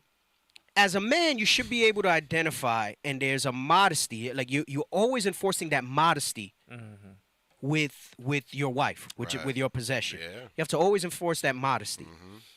But if you found her extremely attractive, you got to realize that other people are going to look at her. Now, what they do and what they say, that's different, and that's not her fault. Right. You'll know if she's really trying to garner that attention. You'll know if you got one of those, right? You should. But some brothers are like so insecure right? That they can't stand in their confidence. Look, I look at it like this. If you go and you decide to do something, that's not my fault. That's your loss. And that's considering that I'm moving in the right spirit, right? Because there are situations where, even though it shouldn't be that way, a man will drive somebody, just like a woman will drive a man to do something. But we know that we should not be moved one way or the other in regards to that. But if you go and you do something, I mean, I can't say that I would be without emotion behind it, but I'm not going to blame myself. I'm not going to let you blame me. And if you're a grown-ass person, if you decide to make a decision like that, you made that decision, that's your loss. The scripture says, I got royal seed. That part. The scripture just said, you leaders of the people, let no man take your crown. Maintain your preeminence. You do something dumb like that, that's on you. Bye. Felicia. I'm sure there's others, when I'm ready, that would be happy and willing to get a shot. Because in that day. Nah. Not even in that day. Nah, before that day. Before that day. This time. All right? There'll be others happy and willing to benefit off of your screw up. Damn. All right? So, you know, you got to move in that. And if you move in that spirit, you ain't going to worry about any of that. You got something? No. Yes. Sorry. And then you also got brothers that are bagging the sister right away when they're proving, no, I want her now. Oh, yeah. Oh, I call that they want to pee on them. Yes. There you go. That one it is. Like a new sister come in the congregation. Mine. She pretty looking. Right. And they're already targeting her. They're taking a piss on her. You're like, shh. Damn. That's mine. Territory mark. That's mine. Come on, Can man. I get a script real quick? Go Well, ahead. it's based on what we just watched. Uh-huh. Go ahead and get Wisdom of Solomon real quick. 6 and verse 23. Can you run it back 10 seconds and just play it again one more time? Right. We ain't going to be I'll drink your bath water brothers in here, okay? Oh, my God. None of them. For yourself. Your balls. Number 7, never get jealous about other men around her. Gentlemen, if she's a head turner, other guys will naturally gravitate towards her. Pause it. So he said never get jealous, right? Read that real quick. Read that. The book of Wisdom of Solomon, chapter 6, verse 23. Neither will I go with consuming envy. This is the mindset Solomon was in. And he's envy, you can replace that with jealousy. He's not going to go with consuming jealousy, that envy. Read. For such a man shall have no fellowship with wisdom. And if you go and you get caught up in that spirit, you have no fellowship with wisdom. You have no control over yourself, and then you lose the power that God gave you with men and with God. You're not moving like an Israelite man. You're moving worldly. Yep. You got to be able to move in that authority. Run it back just a few, and let's finish playing out this one. Come on. In control of yourself. Number 7, never get jealous about other men around her. Gentlemen, if she's a head turner, other guys will naturally gravitate towards her. That's just the way it is. But showing jealousy, that's handing her the remote control to your emotions. It screams insecurity and the fear that someone else could sweep her off her feet. The truth is, when you're not around, she'll encounter other men. It's her responsibility to set boundaries and show respect. Right. That's the part. It's her responsibility to set boundaries and show the other men the respect. If she's in an environment where she works with other men, there should never be even the slightest connotation or flirtation with somebody else. There should not be a doorway that opens up any of that type of behavior and things like that, right? And listen, if a woman really desires you, when we get into my man that I got all the videos that I've been posting with that dude, he goes into that a lot. That's right. And he talks about if your woman really desires you and she wants the rip your clothes off effect, right? Even 5-10 years, whatever in the relationship, that's how she feel about you. There is no man that's ever gonna take her attention. There is no other man that could ever take her attention if she really desires you, right? And you can't control that. You just gotta be the best man that you can be and that you're capable of, and continue to be that. And that'll dominate that spirit in her, all right? But it's her. This is why I said, if you go and you do that, that's not my fault. You did that. That's your responsibility to not allow those type of things to come into that sort of dynamic. Not even for it to be entertained, right? And a sister that's in the right spirit, Get me that in Proverbs where it says that his heart trusts in her. Right? The book of Proverbs, chapter 31 and verse 10. Read out. Who can find a virtuous woman? For her price is far above rubies. The heart of her husband doth safely trust in her. Right. And guess what? It don't mean that she might not do something, but what it means is that you're so confident in yourself that if she does, you ready to let her go in a heartbeat. For real. And realize you can move on because you the prize. That part. I saw that little picture that we spoke about. That's a whole nother thing that we're going to get into, where she said, this is how, was it Othaniel who put it? Where it says, this is how I think men look when they say they the prize. Oh, right, yeah. Oh, God. Right. That man is that prize. Remember, the scripture says, I will turn him into more than the fine gold, the precious gold of Ophir. Mm-hmm. And remember, what's sealed here is sealed in heaven. This is why in that day, they're going to say, oh, snap. I didn't realize that I had a king here. Yeah. I done messed up. D, can I back you up real quick? Let me get Sirach 26:26. Because that's a lot of brothers' wives, they in the workplace. Yes, Brother Darren, very few of them. You are right. He says there's very few of them. You are right. They are that's why it says their price is far above rubies. Very few of them. Not many exist in this present time. Go ahead. The book of Sirach, chapter 26, verse 26. A woman that honoreth her husband shall be judged wise of all. Why? Because if she's at work, she's going to be setting boundaries, especially if she's attractive. Men are always going to try her. That's what men do, especially in the world. That's what you did to get her. Yeah, you enticed the maid. I mean, it is what it is, and right? The enticing is exactly it. Right. Men are going to try to entice her. Men are going to try to entice her. Right. That's but look, my boy. But if she honoreth her husband, she's gonna set them boundaries, and everybody's gonna know who she rolling with. Go ahead. But she that dishonoreth him in her pride. In her what? In her pride. Because she thinks that the grass is greener on the other side. Read. Shall be counted ungodly of all. Right, and that's when you got them work-based situations. We hear about that stuff all the time. Yep, yeah, that happened big time because that's probably the environment where they'll be most exposed to something like that, right? 8 hours a day, right? Around dudes that you don't know, right? And I'm telling you, if she honors her husband, there's nobody's gonna be able to take her attention. Right. Nobody's gonna be able to take her attention, and you got to be confident in that. Yeah, and again, and at the end of the day, you can't control that. You just have to be confident in your worth. And then that's why when she does that, that's why we got to throw that picture up, bro. Worst case, you got to remember. Right. You know what I'm saying? Yeah, well, yeah. It slipped out, and she put it back in. It slipped out, and she put it back in. Damn. Had her whole head down on the Oh, pillow. my God. Damn it. Whole head down in the pillow, Damn ass it. up in the air. Hey. Damn. Drooling. Read it again. Hey, before you forgive her for that cheating, remember that the other dude had her like this. Had her turned out like that. Damn. Right? What is that one that Bishop talk about? I don't remember her name, but she talking about she want to get her box stretched out. Yeah. Suki Hana. What's her name? Suki Hana. Had her stretched out. Come on. And remember, at one point, it slipped out, and she put it back in. Right. And you know that's like real quick, right? Right. Put it back. P.S. Come on. That dude asked her if she liked it, and she said, yeah. Oh, my God. Cochina, that's right, bro. Freaking cochina, sucia. Oh, my God. Oh, snap. Let's go back to the video. Relationship. If she doesn't, then perhaps she's not the right one.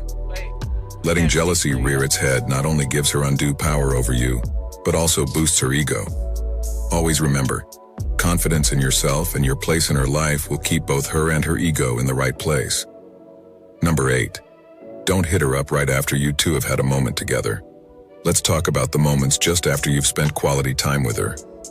If you're immediately reaching out, filling her inbox with messages of how wonderful it was, you're taking away her chance to reflect and yearn for the next encounter. Stop. Oh, damn. Okay, so now, obviously, he's talking about a world where you sleep with each other prior to marriage, right? And I got another, again, OG that I'm going to bring out, where he says the average. And again, average, meaning that there's outliers. Some are more, some are extremely less than that. The average a woman waits is 1 to 3 dates. It's 1 to 3 dates. That sounds about right. Okay? before they'll sleep with somebody. So the more on the more conservative end, by the third date, she's opening her legs. All right, she's opening her legs. He said, I think he gave an average of the average relationship, and he said even on the conservative end, that equates to 8 guys a year. Oh, he God. said that's nasty. That's nasty, right? Here's the thing. Going into this hypergamy thing as well, and again, this is not playing games. I like the way he worded this here. He said, "Don't be chasing her." So when we're dealing with this in the truth, right? So not sex, but maybe you guys had a real nice conversation, or you were together at the school for a feast, or maybe you're at the point where you're on a chaperone date or something like that, right? And right away you're hitting her up after that. He says you're taking away her time to reflect on what she experienced with you. You're excited about her, and that's fine. There's nothing wrong with that. But it's not that you're trying to game her by not just being real and say, let me just talk to her and talk about how great of a time I had. But how much more in her own self can she resonate and reflect on the nice chaperoned date that you just had? All right? Yeah. This brother over here. If you just give her that space to kind of feel that, right? Remember, there's a saying that says absence makes the heart grow fonder, right? And it's not saying once you're in the confines of a secure marriage that you got to play this type of game either. That, you guys already, did the thing. You should be able to just, okay, yeah, I like spending time with you. That's fine. But never at the expense of your North Star, right? Always you're going to do that and all these things in place. But it's not playing games. It's I want to emphasize that point where he says here that you're taking away, that opportunity for her to kind of reflect and think about the next time she gets to kind of talk to you or see you. You know what that makes me think of too is more moving with intent. And kind of like what you bring up a lot in what Paul said, being a wise master builder. You're building a strong relationship. You're allowing her to be able to reflect and understand the value that's being provided little by little. That's right. Hey, D, so like what you're saying is brothers shouldn't be hitting sisters up and be like, oh, yeah, I can't stop thinking about the date we just had and blah, blah, blah. No. Let that build. Right. And listen, I'm not saying it's wrong to feel that way. You might be very excited about her. But don't be over there all up, talking about how. Just don't, bro. Just don't do it. Just don't do it. Right, because when she bring it to you and be like, hey, how did you feel about it? That's when you talk to her. Right. Hey, and let me tell you something. If you're a brother that's about the Lord's business and you're moving in the right spirit, you're not going to have a lot of time to do that anyway, right?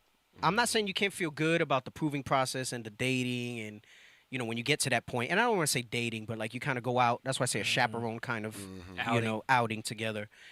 Because dating has such a negative connotation of what it really means.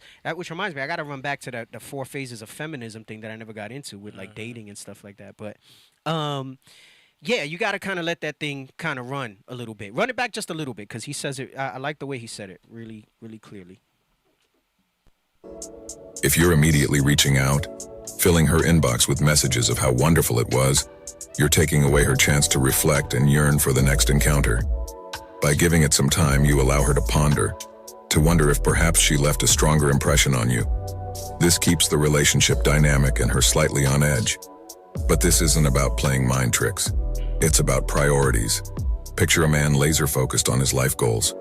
After a great date, does he rush to pen down a sonnet or does he dive back into his ambitions? Stop. That's what I just said about a man who's about the Lord's work, right? Remember, it says those that are married would be that though you are not, right? So, I mean, those that are proving would be as though you're not proving, right? And you're going to be able to, and again, this isn't games. This is just you being firmly grounded in your manhood and in your masculinity. And you can have both. You can feel the joy of getting to know somebody and going through all that stuff and still keep the eye on the ultimate prize, which is, right? Pressing towards that mark for that high calling in Christ Jesus, like Paul said, right? Go ahead, come on. This isn't about playing hard to get. It's about being hard to forget. When you're deep. That is a t-shirt. Damn. Run it back. Go back. Oh, my God. After a great date, does he rush to pen down a sonnet or does he dive back into his ambitions? This isn't about playing hard to get. It's about being hard to forget. Stop. It's not about playing hard to get. It's about being hard to forget. Damn. Right? You leave her kind of like, damn. Right? And that's how you build that dynamic. That's a dynamic that is necessary between a man and a woman for that thing to work right. Right. She should be on fire for you, and you should have peace in your mind and your spirit that you got somebody that's gonna set her boundaries, not gonna let her ego run out, right? Again, dealing with some of the other videos we had, it's impossible for a woman to disrespect her man who she really desires. Right. Impossible. I don't remember which clip it is. He says it in one of them. If y'all want to look in the background there, you know what I'm talking about. It's the bald guy with the beard. A woman who really desires her man, it's impossible for her to be disrespectful to him. It's impossible. It's impossible. All right? If you find it, is that it? Is that the one? Are you sure that's it? Don't play something that's not, because then you can take me down somewhere else. I mean, all of them are good. Let me see. But can you do that in the background while we finish? Because we almost at 9 on the other thing. Yeah, that's it. That's it. That is it? Okay, hold that. Let's go back to the other one. And let's see where he finishes up, okay? Where we're at. Because we're almost done on this one, finally. Last one. Right, finally. The 9 golden rules. Okay, go ahead. Play from there. Or does he dive back into his ambitions? This isn't about playing hard to get. It's about being hard to forget. When you're deeply involved in your purpose, these actions become second nature. The golden rule? When in doubt, think about what a determined, purpose-driven man would do. Stop. Hey, and let me say something. He says, when you're deeply involved in your purpose, those actions are second nature. You don't got to think about, let me be distant. You're just moving that way. And I'll say this. And in my mind, I sometimes feel I need to be a little more conscious of this in general. I know, for example, and this isn't just with women, this is in general with me. I am notorious for not really being available a lot on the phone, right? Yes. Okay. And those who know the level of responsibility that I have, I believe have come to a point where they understand it's not that I want to ignore you. It's that I'm driven and I'm working on something. And I have to be protective of that. Because if I stopped every time somebody wanted to get an instant answer from me or an instant pickup on the phone, the goals would suffer. And my goals are not my goals alone, but they're the goals of the people, of the nation, of what we're doing. And I can't, it's not just for myself only. So I got to be able to kind of move in that way. So it's never from a place of, oh, I don't want to, you know. It's a lot of brothers I would like to chop it up with or whatever, but I know it's never going to be a quick conversation. Nah, can I get you 5? It's not going to be 5 minutes. I know you're going to tell me 5 minutes and I really got to budget 15. Now imagine if I have a finite amount of hours in a day to get something done. Let's say I'm doing 10 hours days, 12-hour days, right? And every 15 minutes, right? Let's say 10 to keep the math easy, right? I'm stopping to do 15 minutes on every hour to deal with you, right? Never getting nothing done. Right? That's 150 minutes, and that's damn near 3 hours out of that 10. That's 3 hours gone. Because I stop my flow to do. So when you're purpose driven and you're moving that way, and it's the same thing, right? And again, you find a way to do all of it when it comes to your wife, right? But you know where your priorities are. And she is a priority, but not the priority. You have to understand. Your wife is a priority. When you take on the responsibility of a wife, that is a priority. But she is not the priority. That's right. And you got to understand. Go ahead. Come on. More often than not, it's the complete opposite of what the crowd... No, not yet. We want to finish this. Oh, okay. Yeah. Where did you go? I don't know. Come on. is doing, effortlessly keeping a check on her soaring ego. Number 9, reject her. Men, here's a reality check. Women are rarely on the receiving end of rejection, making it a tool of immense power. Understand this. Sometimes saying no is essential, not out of spite, but to set boundaries and standards. When you showcase your worth and occasionally turn her down, it's an eye-opener. She'll be left craving your attention, striving to match your level. Before we wrap up, gents, a reminder. Remember, you gotta be, and it's true, you have to understand something. And there's another clip. I know I posted a bunch. We're gonna get them all together. There's another one where he says you gotta realize it has something to do with like the hierarchy of needs, not the actual official one, because that's a term, you look that up, but between a man and a woman.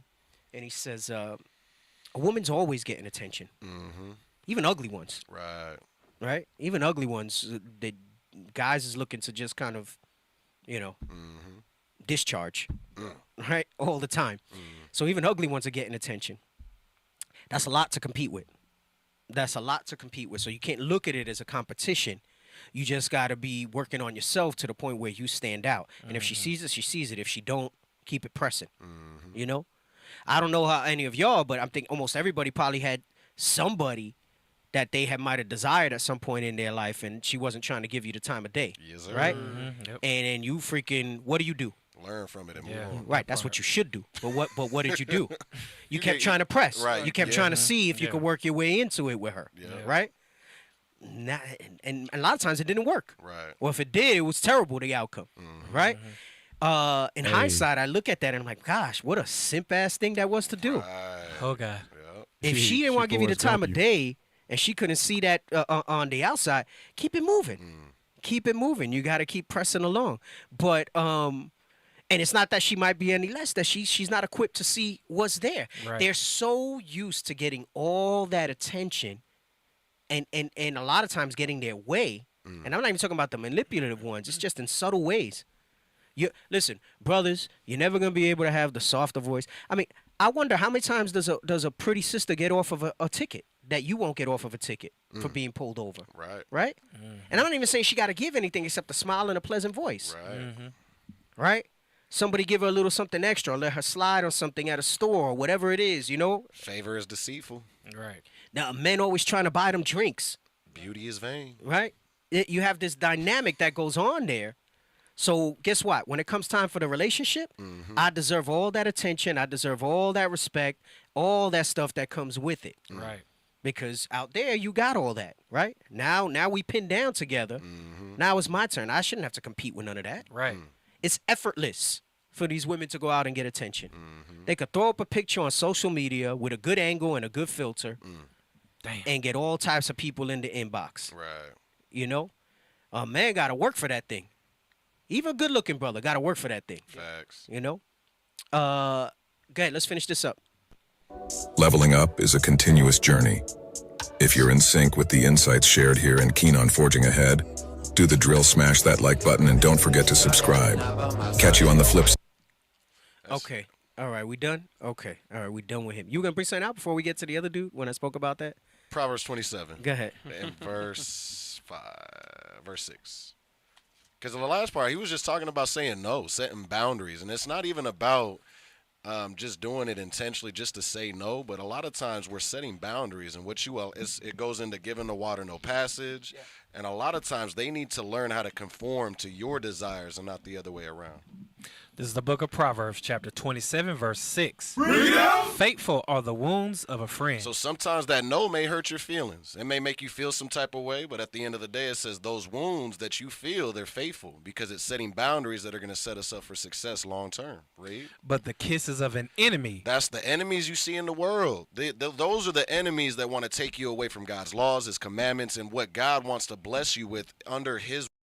The kisses of an enemy, read, are deceitful, and that's that vein. That the favor is deceitful. All of that you're getting in the world, it's deceitful because they're not going to be there with you, in and out of what you're going to experience in life. Yep. All praises to the Most High. All right, let's play. This dude's been like all up in my feeds now lately because I like most of the stuff he says. I always try to bring it into a biblical perspective when I hear these things. But come on, let's play him. Not be combative or otherwise start petty arguments with the man for whom she has. Oh God! Distorted. Let's try this again. Bring down the volume on the mixer. A woman will not be combative or otherwise start petty arguments with the man for whom she has genuine desire. Stop. A woman will not be combative or start petty arguments with a man with whom she has genuine desire. There's a dynamic that you see sometimes in relationships where you'll try to address the disrespect that comes from your spouse, from your wife. And you might get the response from her, well, I didn't do that on purpose. I wasn't aware that I was doing that. And then my response typically to that sort of thing is, that actually makes it worse. because that goes to show that there's not a genuine thing there when it comes to me in terms of reverence and desire. It's almost better if you were doing it like, intentionally to get something out of it, because the fact that you can so easily default to that type of behavior shows that there's not a genuine desire there. Right? Run it back from the beginning. Come on.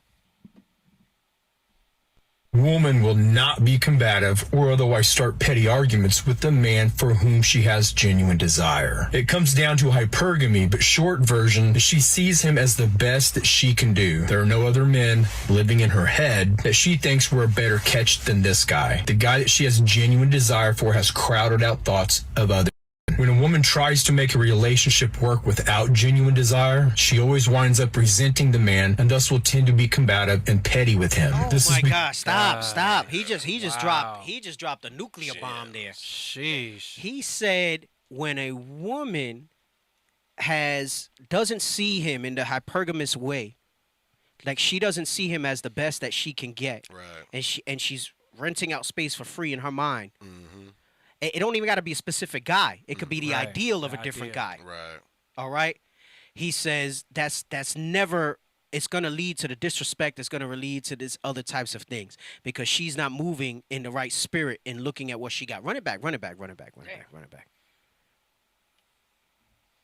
Sees him as the best that she can do. There are no other men living in her head that she thinks were a better catch than this guy. The guy that she has genuine desire for has crowded out thoughts of other men. Stop. The guy that she has genuine desire for has crowded out thoughts of other men. And I'm not even talking sexually. I'm talking about just an ideal of what she thinks she might want. Right. Okay? The sex might be fine. Right. But remember, you got 23 other hours. I mean, if you're an hour guy. Yeah. Right. You got 23 other hours that's there that you got to live with this person and regular stuff, Right. Go ahead. Come on. Play. Tries to make a relationship work without genuine desire, she always winds up resenting the man. Stop. She always winds up resenting the guy because she's tried to make the relationship work with somebody that she doesn't have genuine desire for. That's heavy. Damn. That's that settling. That's that, okay, I guess this is the best I can do right now type of thing. This is why when I went over the proving thing, I'm not saying be unrealistic in what you can get. What you have to do, because you can't change the hypergamous nature of women, is level off your hypergamy to a point where you realize what is the actual best that you can get. Get this whole thing out of from the world that, so me as I am, this, that, and the other. Yeah. That's all BS. Right? We modify ourselves behavior-wise, right? Don't mean you become somebody different. I think the take me as I am is I'm not willing to grow mutually together with you in a marriage, and then they'll hang on that just take me as I am type of thing. Right. It's not that you necessarily want a different person. People aren't that crazy that they're gonna marry somebody that they want a different person. There might have been some qualities, there might have been some values there, but especially on the woman's part, because men and women want different things. The women, and I know women listening to this, and it would seem like I'm teaching the women, and I guess in a sense I am. But yeah, this is for the men to understand how these women work. Right. And so that you can be aware and be able to make better decisions, not just in proving, but even in the marriage that you're in now and how you move and operate, right? And maybe give you a little understanding of why things are the way they are. And women got to really have an honest assessment about this. There's a level of resentment to the guy that she's with. And it's not that she resented him when she got with him, but then she realized, damn, this isn't what I thought it was going to be. Grass is greener. Right? Can I read So something? you're looking for the grass is greener. Go ahead, come on. The book of Sirach, chapter 25 and verse 22.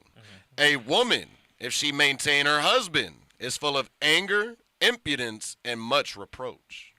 Right. So it just made me think of that, because maintaining, it's not just like you said, sex. It's other aspects. She's in the marriage now. She's in the relationship, and she identifies either the slothfulness, the bad budgeting, whatever habits you're not willing to change to grow together. And now she's feeling like she's maintaining you in the household, or she could do better.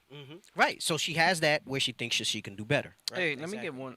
Proverbs 31:1. And this is what you said.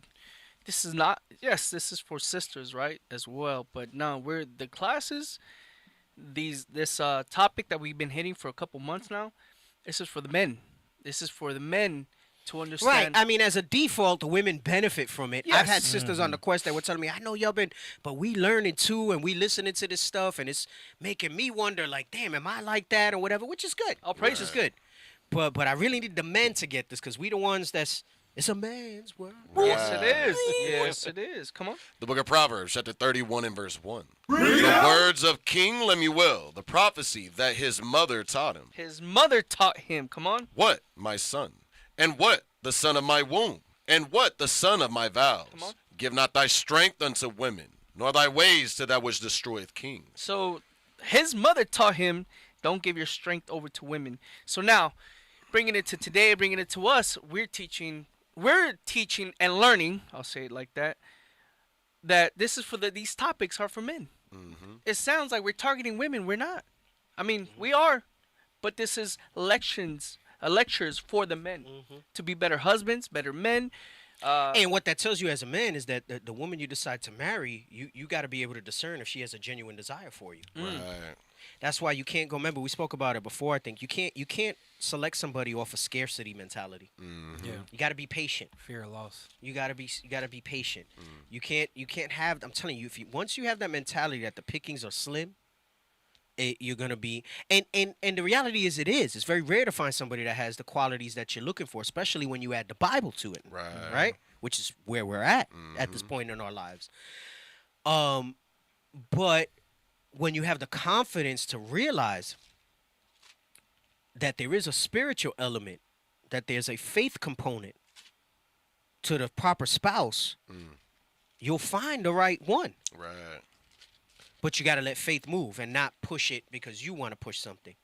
Because then what you've done is you just dressed it up as a biblical proving in a biblical marriage, but you went about it the same way you would in the world. Right? It doesn't go. It doesn't go. One more, please. Well, I wanted to finish this thing before you go on. Let's just finish it real quick and then bring it out. All right, go ahead. Come on. And to be combative and petty with him. This is because desire and respect are closely related. Stop. Desire and respect are closely related. Right. That's heavy. So you read in Ephesians where see to it that you reverence your husband, right? Can we get that real quick? Sir. 5, I think it's toward the end where he says see to it that you reverence your husband. The book of Ephesians, chapter 5 and verse 20-something. 33. Nevertheless, let every one of you in particular so love his wife, even as himself, and the wife see that she reverence her husband. Right. And he just made the point that desire and respect go hand in hand. When she truly desires you, and it's not something where she just did it based solely on the hypergamy, I wanted to get the best catch or whatever it is, right? And they would, but that's part of it. That needs to be a part of it. There's no separating the two. But there has to be the desire component.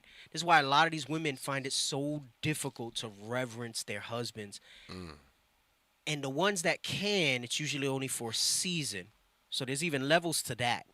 But such is the case. I don't want to put the vibration out there that, there will be trouble in the flesh, Paul said, because this is not the kingdom. But I'm really just trying to educate ourselves so you have a better understanding of what you have or what you're going to get, and then how to deal with it and kind of mitigate that process a little better, right? And as the man being the one that's the head and more enlightened, that shouldn't make you feel resentful to her that she don't desire that way, because at the end of the day, you married her. Right? So you can't put that on her. She didn't even realize that she probably resents you. So you got to take a long, hard look at that sort of thing. But let's finish this before we bring out those scriptures. Come on. desire, she lacks respect. And even at a surface level, she's putting in the work for a relationship, but doesn't have the basic desire to want to rip his clothes off. She can't get what she wants. And since she doesn't want that man, she resents him for that. Life's too short to be anybody's security blanket, first choice or last resort. Damn. Deacon. You know what's heavy about what you just, like this right here helps you identify. So women are willing to do certain levels of work to get to be able to grow to that hypergamy. Yes. But we're trying to grow past the hypergamy to desire and reverence, which is what a woman should do for her husband. Yes. Right. Yes. That's heavy. Yes. So he said, "You're run that 10-second back. The last 10 seconds." He says something at the very end. Can't get what she wants. And since she doesn't want that man, she resents him for that. Life's too short to be anybody's security blanket, first choice or last resort. Stop. Oh, So he said what he's telling you is that a lot of these women will marry you because they want a security blanket. It was not because they desired you. They'll make you think that they desired you. It was a security blanket. Damn. That's heavy right there. You were their last resort. And she got you thinking you Don Juan. Right. You Malak the God. Oh, damn. All of you Malak. Yeah. You were the last resort. She made a compromise in her spirit and her mind because women have an emotional thing. They know their value goes down as they age. Right? Because just by the sheer fact that it becomes more challenging for them to have children. Right. They know that their value goes down at their age. You ever heard the term men age gracefully and women just age? Yes. Right? Their value goes down. Okay? And I'm just talking on the surface, right? There's more to it, obviously. There should not be any offense in this to anybody. And if you are, so what? But that part. I just, I don't want I'll stop and consider the sentiment that people may feel because I don't want to lose the essence of what I'm trying to be said. Right. That's trying to be brought out. But a lot of these women got to take a long, hard look, and you brothers need to be on the lookout and realize that some of them, they just want the security blanket. I'm going to sum this up in a way leadership has brought that same statement out in other terms. They'll have all types of boyfriends. Can you get the sausage factory? Okay. They'll have all types of rods. They might even have a bunch of kids from all the mistakes of the men they didn't really want that they were just kind of moving towards. And then at the end, they want you to be the daddy to their kids and all this other stuff and say, but all things are new in Christ, brother. Right. Accept me. Right. Accept me. All things are new in Christ. Because now they're ready to settle down and be with you as the good guy and all this other stuff. They need a security blanket. I told you guys you should always have the sausage factory from now on. I think if they downloaded it, good. If they didn't, because I couldn't find it. I think they brought it down. They took it down. He said, I think I'm going to get a pit bull and wait on the Lord. Damn. Hey, no, Brother Darren.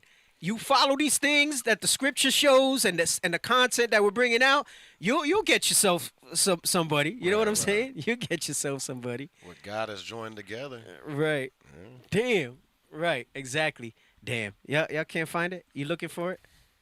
I said it when we did the show. I said, we got to keep that. We got to keep that one, right? Got to keep that one. Oh, and you know what? I want to do one more. Do the one where he talks about the girl he was talking to, and he talks about the 1 to 3 averages, because we spoke about that. That one I think I posted recently. I've been trying to title most of them. So it's this same guy, and he talks about the body count. While we look for the sausage factor if you haven't found it. He said, first choice, he says, life's too short to be somebody's security blanket. Damn. Yeah. Is this it? This might be it. Let me see. It's where he talks about a girl he was talking to, and she gave the body count. If a woman seems sincerely baffled that men care about sexual past, beware. This is a follow-up to a post I made a couple of days ago where I told men, do not ask her body count. Oh. That is an instant fail. The topic of sexual history will come up though, at least indirectly. And if a woman seems sincerely confused as to why men would be turned off by a high body count. Captain Aviel just sent me... Post it. I don't know if I want to show that, bro. Post it. Nah, I'm just kidding. Oh my goodness. I'm gonna send it just in case. I don't know if I'm gonna post it. Damn, Cap. I'm about to be on Bishop level if I show this. It's always time to level up. Oh shit. Stir the pot. Oh man. You I don't hyping think it up. that's it. It's You the hyping one it where up it's the too one where he talks about 1 to 3. This is it. That's it? This is it. Where he's talking to a girl Yeah, about 1 he's to about this to is get it? into the- Okay. yeah. All right. Hold on a second. Hold on.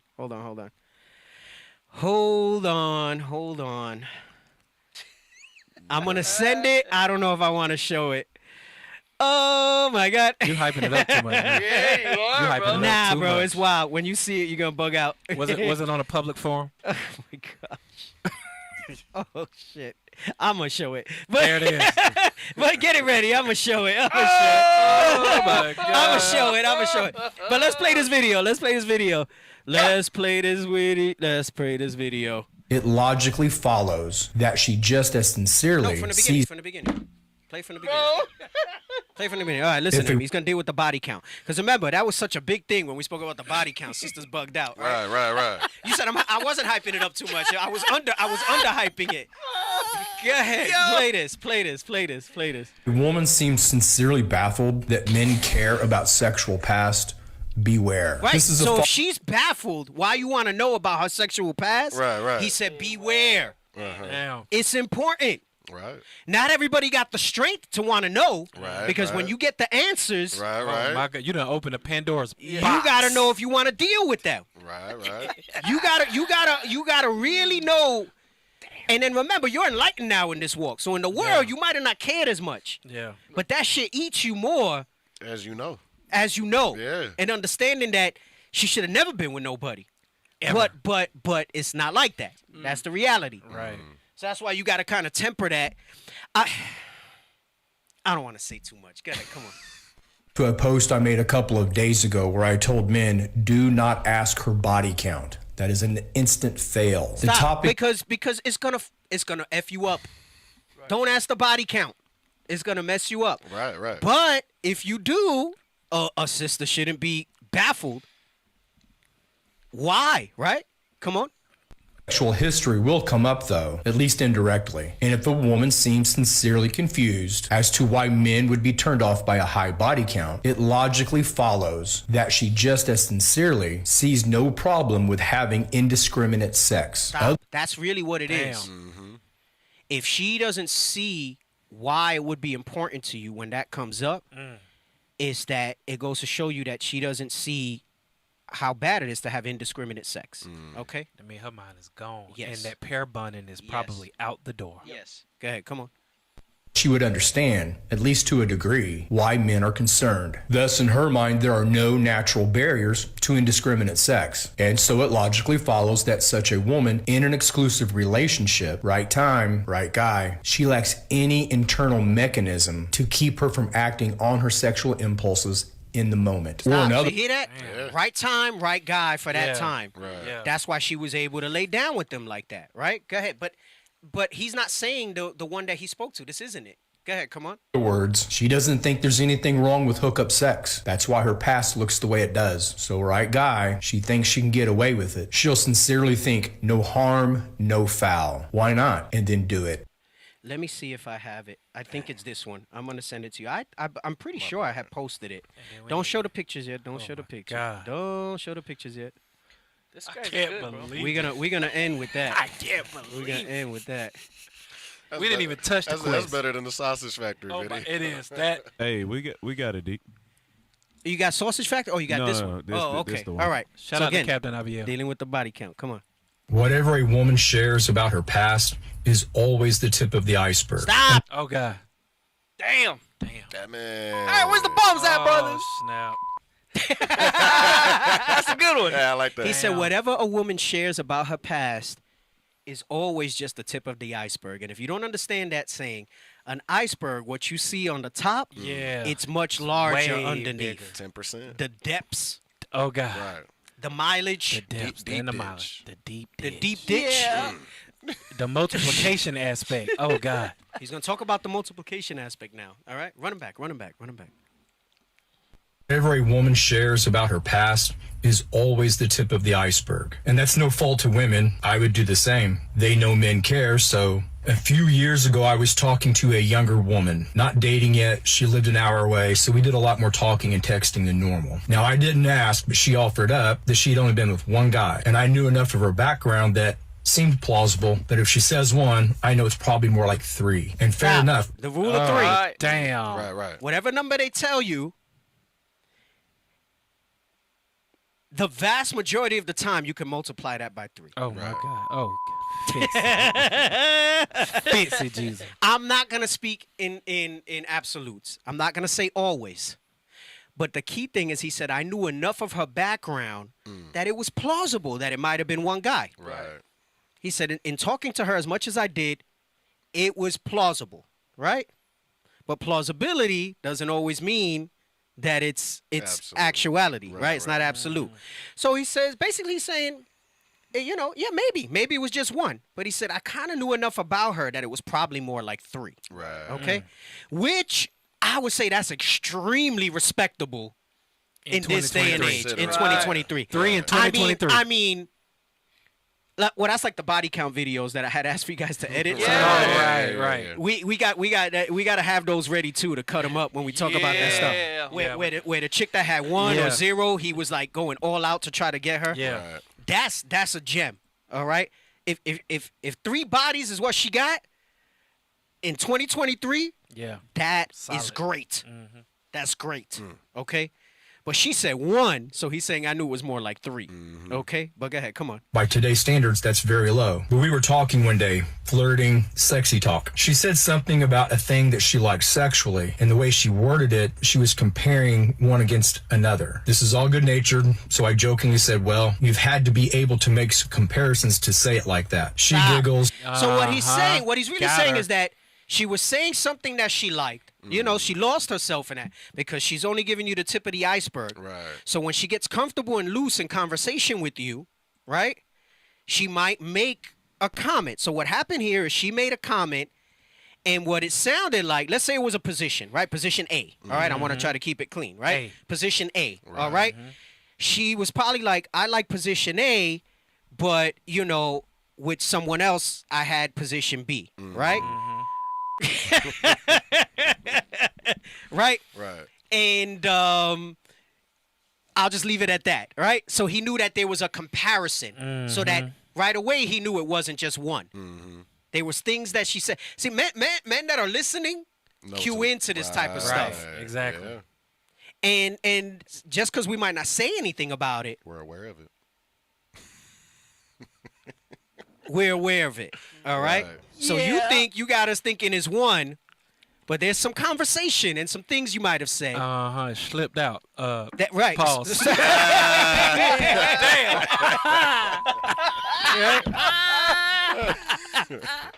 So, but there's things that are said that'll cue you in that'll be like, okay, it's basically saying couldn't have been 1, or maybe it wasn't 2, or maybe it wasn't 3, based on some things that she said. Right. So go ahead. Come on. Admits to a few things, and sure enough, she had been with 3 guys. Stop. Again, Scroll back. I don't want to miss that part. Come on. Damn.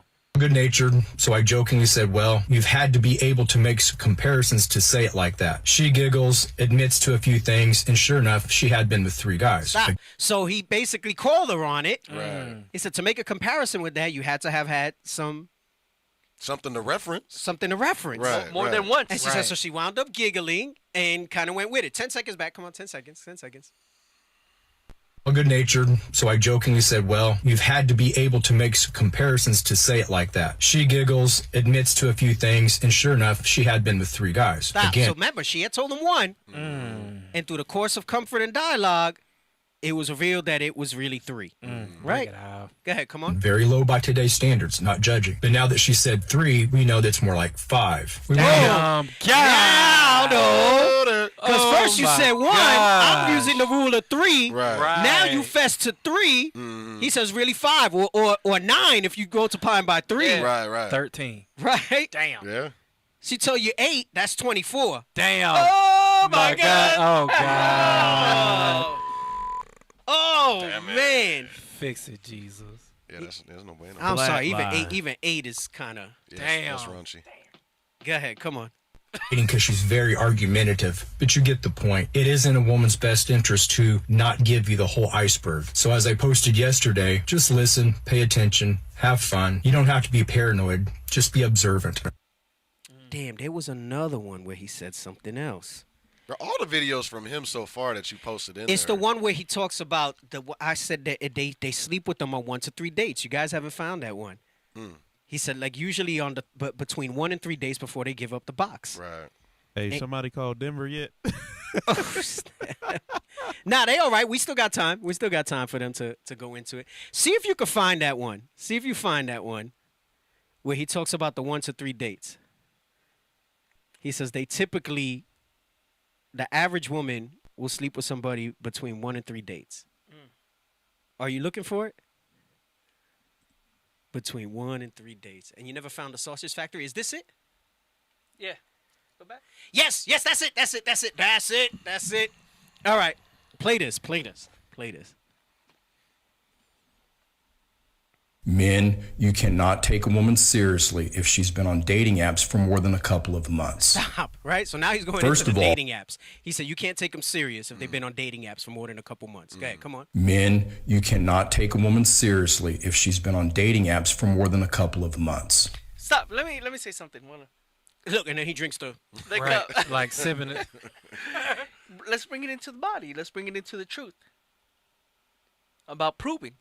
Someone commented. Yes. Okay, somebody did comment. Thank you for bringing that back. Yes, someone commented. Yes, it's more than okay to ask how many people she's proved in the truth. Yes. I firmly believe that is extremely acceptable. Because that will kind of tell you something about them. Right. And I'm not going to give you a number to say what's an okay amount of times they've proved, because proving's a safer thing than dating and it's cleaner. Right. Yes. So it wouldn't have the same weight as how many guys she's been with. But it's valid. It's valid. And use your discernment on what you think is too many times proving. And I'm not saying that in every case there's something wrong with the individual that's proved a lot, but it should raise some flags. Right? I mean, there should be more like how long was each proving, right? Like so on and so forth, right? But anyway, go ahead, come on. First of all, most women are going to sleep with a man between the first and third date. Stop. Between the first and third date. That's just terrible too. I'm sorry. Well, they already know if they want to sleep with you on the first date. Yes, they've done interviews with women, and they know on the first date if they want to sleep with you or not.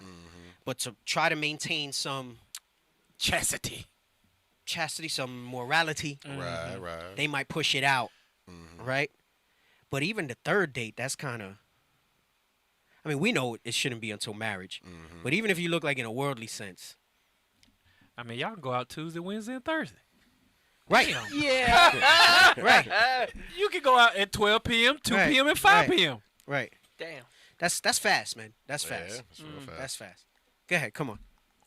The more well-behaved women, that adds up to 6, 7, 8 men in a year. Stop. He said even the more well-behaved ones. Damn. That means that they're waiting till like the third date. That adds up to 6, 7, 8 men in a year. Go ahead. Come on. That's nasty. Second, and this is just how women are wired, in and of itself, there's nothing wrong with this, but attention for women is like crack. They are absolutely addicted to it. So Stop. if you're They love attention. He said it's like crack. And he said, look, there's nothing wrong with it. That's just the way they're wired. That's just the way they're wired. Where it becomes wrong is if when they try to be manipulative to get attention and things like that, right? But there's nothing wrong with them desiring that. They want attention. Okay, go ahead, come on. Jezebel. date a woman that's been on the apps for more than a few months and she's got this constant supply of addiction in her hand, even if she's not dating all the men that swipe on her. And let me say something. Beware. I'm going to add to what he's saying, and not just dating apps, but see how her social media feeds are. There you Facebook. go. Yep. That's it. See how often she's changing her pictures, how much she's featuring herself. Filters. Well, that's another layer. Damn. But see how many times, you know how like, like you can update pictures on like Telegram and things. See how often she's doing things like that on her socials. And to me, that goes into the dating app thing, because you're not gonna find a sister in the truth really on dating apps. Right. That's why we got to bring it back unless to you the find a sister on dating but look at the social media and how often she's throwing pictures of herself up on there. Right. Okay. Right. And what her activity is like. It's attention seeking. Their attention. It's called attention whores. There's a Yes. term for it. They're attention seeking, and they have this crack in their hand to try to put. They like the likes. They might not get the comments because maybe some brothers, and who knows what they're not getting in the DMs. By doing stuff like that. Damn. Hey, you rang? You rang. That's Yes. right. And also, hey, it's like that on Telegram too for sisters, because you can put like multiple pictures up there for them to swipe through. Like, Right. it's like That's why I said the Telegram too. Yep. You'll see how often they've changed their picture and stuff like that. Hey, we found it, Beware. I'm not saying there might be something immorally wrong with them. I'm just saying that goes to show their level of attention need.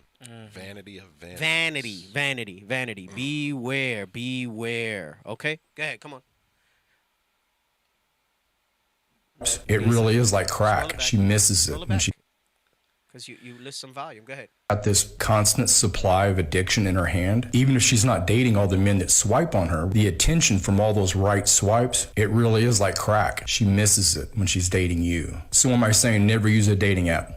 No, I'm sure there's some decent women getting on the apps, trying it out to see what's out there. But men need to be very, very selective. As you get to know her and she casually tells you she's been on all the apps off and on for years, that's a triple-digit body count and a crack-like addiction to attention. Oh my God. Triple digits. Go back to that Start part. on the video. Triple digit body count. Triple Show the factory. Show the triple digits.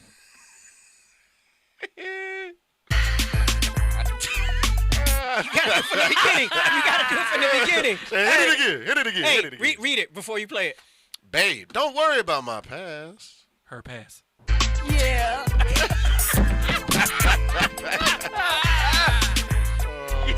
Oh, Sick, yo. Wait, can we get man. them pictures? Oh my goodness. Can we get the You wanted to bring something out? No. Okay. All right. Are we closing out? We got to get the pictures. Yes, we're closing out. Okay. If we're closing out, let me get a scripture. We're closing out. Bring the scripture before I bring the pictures. Okay. Listen, Captain Abiel sent me these pictures. Hey, shout out to Captain Javier, the Black Rhino. Little Black Rhino. Yo, he's savage, bro. Listen, this is an adult show, okay? So I'm gonna show the pictures. Right, We're gonna show the right, pictures. Let's go. Right. I'm gonna show the pictures. It's the power hour. Don't show it yet. He's Right. Give me Proverbs chapter 8, verse 4. The book of Proverbs, chapter 8, verse 4. Again, brothers, this is for us men. Leggo her ego. Come on. Unto you, O men, I call, and my voice is to the sons of man. Come on.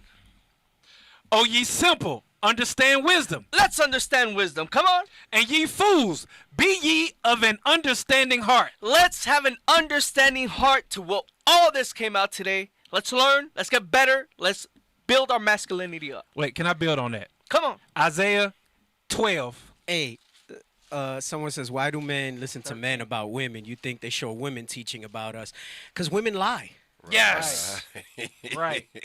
We found that out with the body count. And guess what? The Bible says we it. actually do put Abuela up. Right. Yeah, we do. Yes. Because she actually just all the way on point Right. with what she brings out. And she's not in the truth, bro. Right. That part. And she's not even in the truth. Right. Right? Damn. But you can't take, that's like going to your enemy and trusting them to tell you the proper intel. Who am I according to the Bible? Most women can't articulate their feelings well. They can't speak well and things like that, right? You can't get that from the source. Hey, this sister must have missed the definition of variance. Yes. These comments been insane, but we letting her live. Yeah, it's all right. That's fine. You know, but maybe by the Lord's hand, she's edified or somebody else when they see those type of comments. But hell no, I ain't gonna listen to a woman about this type of advice. Are you kidding It me? don't even make any sense. Right? Stop it. Get some Hell help. no. Can I answer?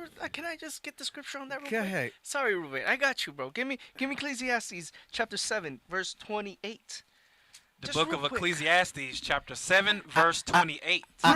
Hit dogs holler. Yes. Yes. Let's just say that.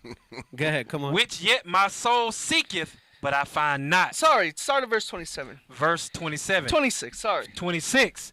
And I find more bitter than death the woman. The woman. Whose heart is snares and nets. Come on. And her hands as bands. Come on. Whoso pleases God shall escape from her. Uh-huh. But the sinner, the simp, shall be taken by her. That's right, the simp. Come on. Behold, this I have found, saith the preacher, counting one by one. Counting one by one. To find out the account. Come on. Which yet my soul seeketh, but I find not. Come on. One man among 1,000 have I found. One man of 1,000, he said. I found one man of 1,000. But a woman among all those have I not found. That's why we're not listening to the women. Right. That's why we're not going to listen to no women on We're that, not going to on listen that. to the women No. teaching us about this That's thing. right. What the No. hell is this? Listen, man, women don't even know what the hell they want. Right. The hell is this? And they know it. And they know it. Damn. They know they don't know what the hell they want. You put up a video Anyway. about that. Yes, I did. Yes, you did. Yes, I did. What you got? Yeah, but let's going into what Officer Ishaya just brought out. We are the brothers that's dealing with the men, because to the men God has called, and this is what we helping them do. Read that. The book of Isaiah, chapter 13 and verse 12. I will make a man. I will make a what? A man Uh-huh. more precious than fine gold. More precious than fine gold. Even a man than the golden wedge of Ophir. The golden wedge of Ophir was that deal. Damn. So we we helping men get their malakhood back right now. Yes, we are. We gonna get our emotions under One subjection, brother at a doggone it. time. One brother at a time. Hey, What- show the what- donut first. Show the. Oh, go ahead. Go I ahead. just got one last one. Go ahead. No, one last I one. sent you another one. Don't show that. Sirach 26 and 25. Just because we going right to the visual, right? Yeah, let's get it. To the visual. We gotta preempt it, right? The book of Sirach, chapter 26. You're funny. Verse 25. A shameless woman. Hey, what? A shameless woman. We're talking about shameless women right now. Read. Shall be counted as a dog. Call it what you want. Read. But she that is shamefaced will fear the Lord. The woman that's shamefaced is gonna fear God. Right. And the shameless part goes with is it Romans 6? Is it 19? Yes, It's sir. about those things which you were ashamed. Yes, sir. Mm-hmm. The book of Romans, chapter 6 and verse 19. I speak after the manner of men because of the infirmity of your flesh. Right. So we some people are like, damn, you're going into some wild stuff here. Right. I have to speak that way to get through to some of us because of that infirmity of our flesh, It's right? provocative. And there's still a lot amongst us that have not purged a lot of that out. Right. So we have to deal in that manner, right? Go ahead, come on. For as ye have yielded your members servants to uncleanness. Right. You yielded yourself servants to uncleanness, 1 to 3 dates, giving up the box, right? The sausage factory, right? Okay. All of that. Okay, go ahead, come on. And to iniquity unto iniquity. And sin to sin because you didn't let up in it. Go ahead, come on. Even so now, yield your members servants to righteousness unto holiness. For when ye were the servants of sin. Right, so that's what he's saying. Even so now, this stuff shouldn't offend you because you know that you're yielding yourself to it. What this should do if you were this person is elicit a shame in you, Right. like he's going to bring out, that brings you to a stronger foundation of repentance. Go ahead, come on. For when ye were the servants of sin, ye were free from righteousness. Right, because you didn't have no morals. You didn't have no conscience in what you did. You were living that free love that I can just... I was in my agency of being able to give my ass to whoever I wanted Right. to. Damn, Whenever that's I true. wanted to. Oh, my after God. how many ever dates I freaking decided I wanted to. Go ahead, come on. Go ahead. What fruit had ye then in those things whereof ye are now ashamed? What fruit? You see, so if you're offended and not ashamed when this stuff comes out, Right. you're not in the right spirit. Uh-oh. Uh-oh. Bring it out. Anyway, Bring it out. let's show the stages A friendship. of friendship of Hold you. up. Oh my God. So this is the evolution of a sister that doesn't see shame in it where she was when she was not repenting. Go ahead, come on. Let's just be friends.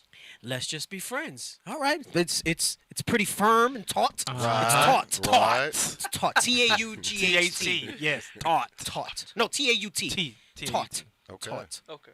Taut. Talk. Go ahead, come on. Meaning toit. Like a Thuyger. It's Like a toit. doig. Toit, like a Like a doig. doig. It's taut. Go ahead, come on. I'm strong and independent. Okay, all right, little wiggle room. It's got a little wiggle room in it. It's wiggling. No, you gotta do some.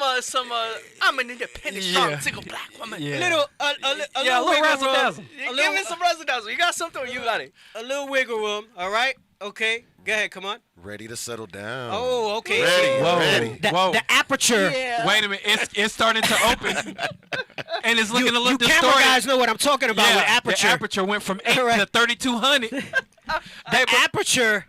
The aperture has expanded. It has. And look, it's a lot more light. That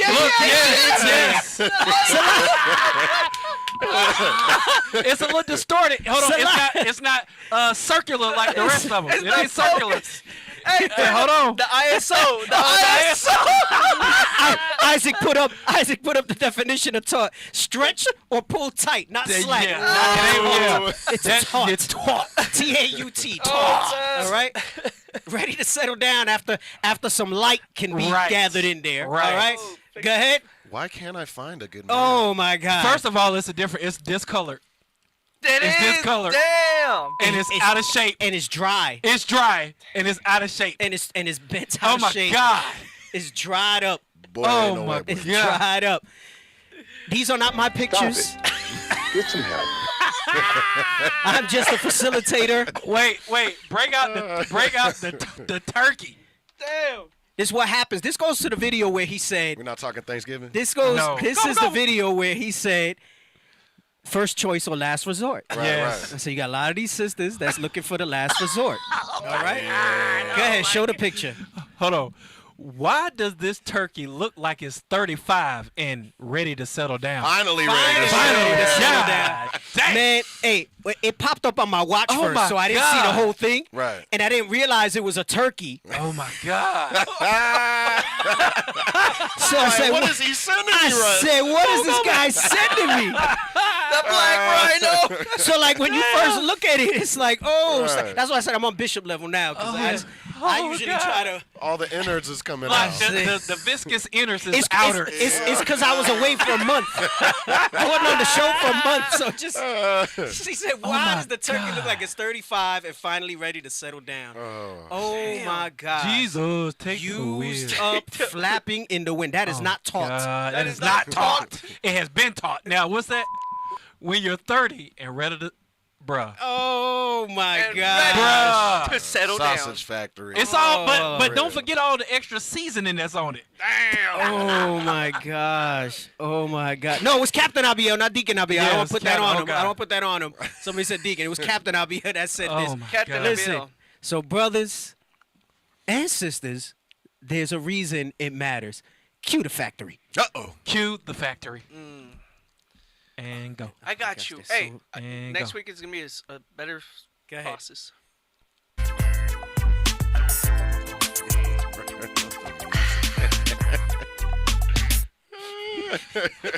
Her past.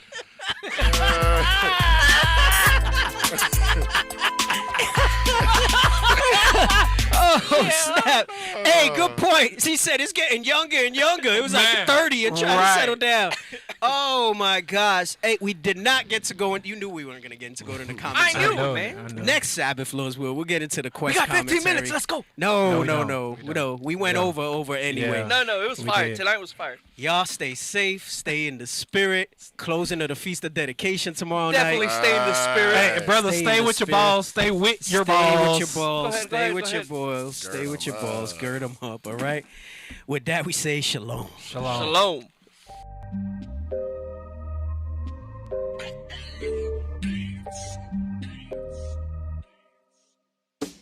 This for the Southern Kingdom, Kwam Yasharallah. Hey, one nation, one nation. This for the Northern Kingdom, Viva la Raza.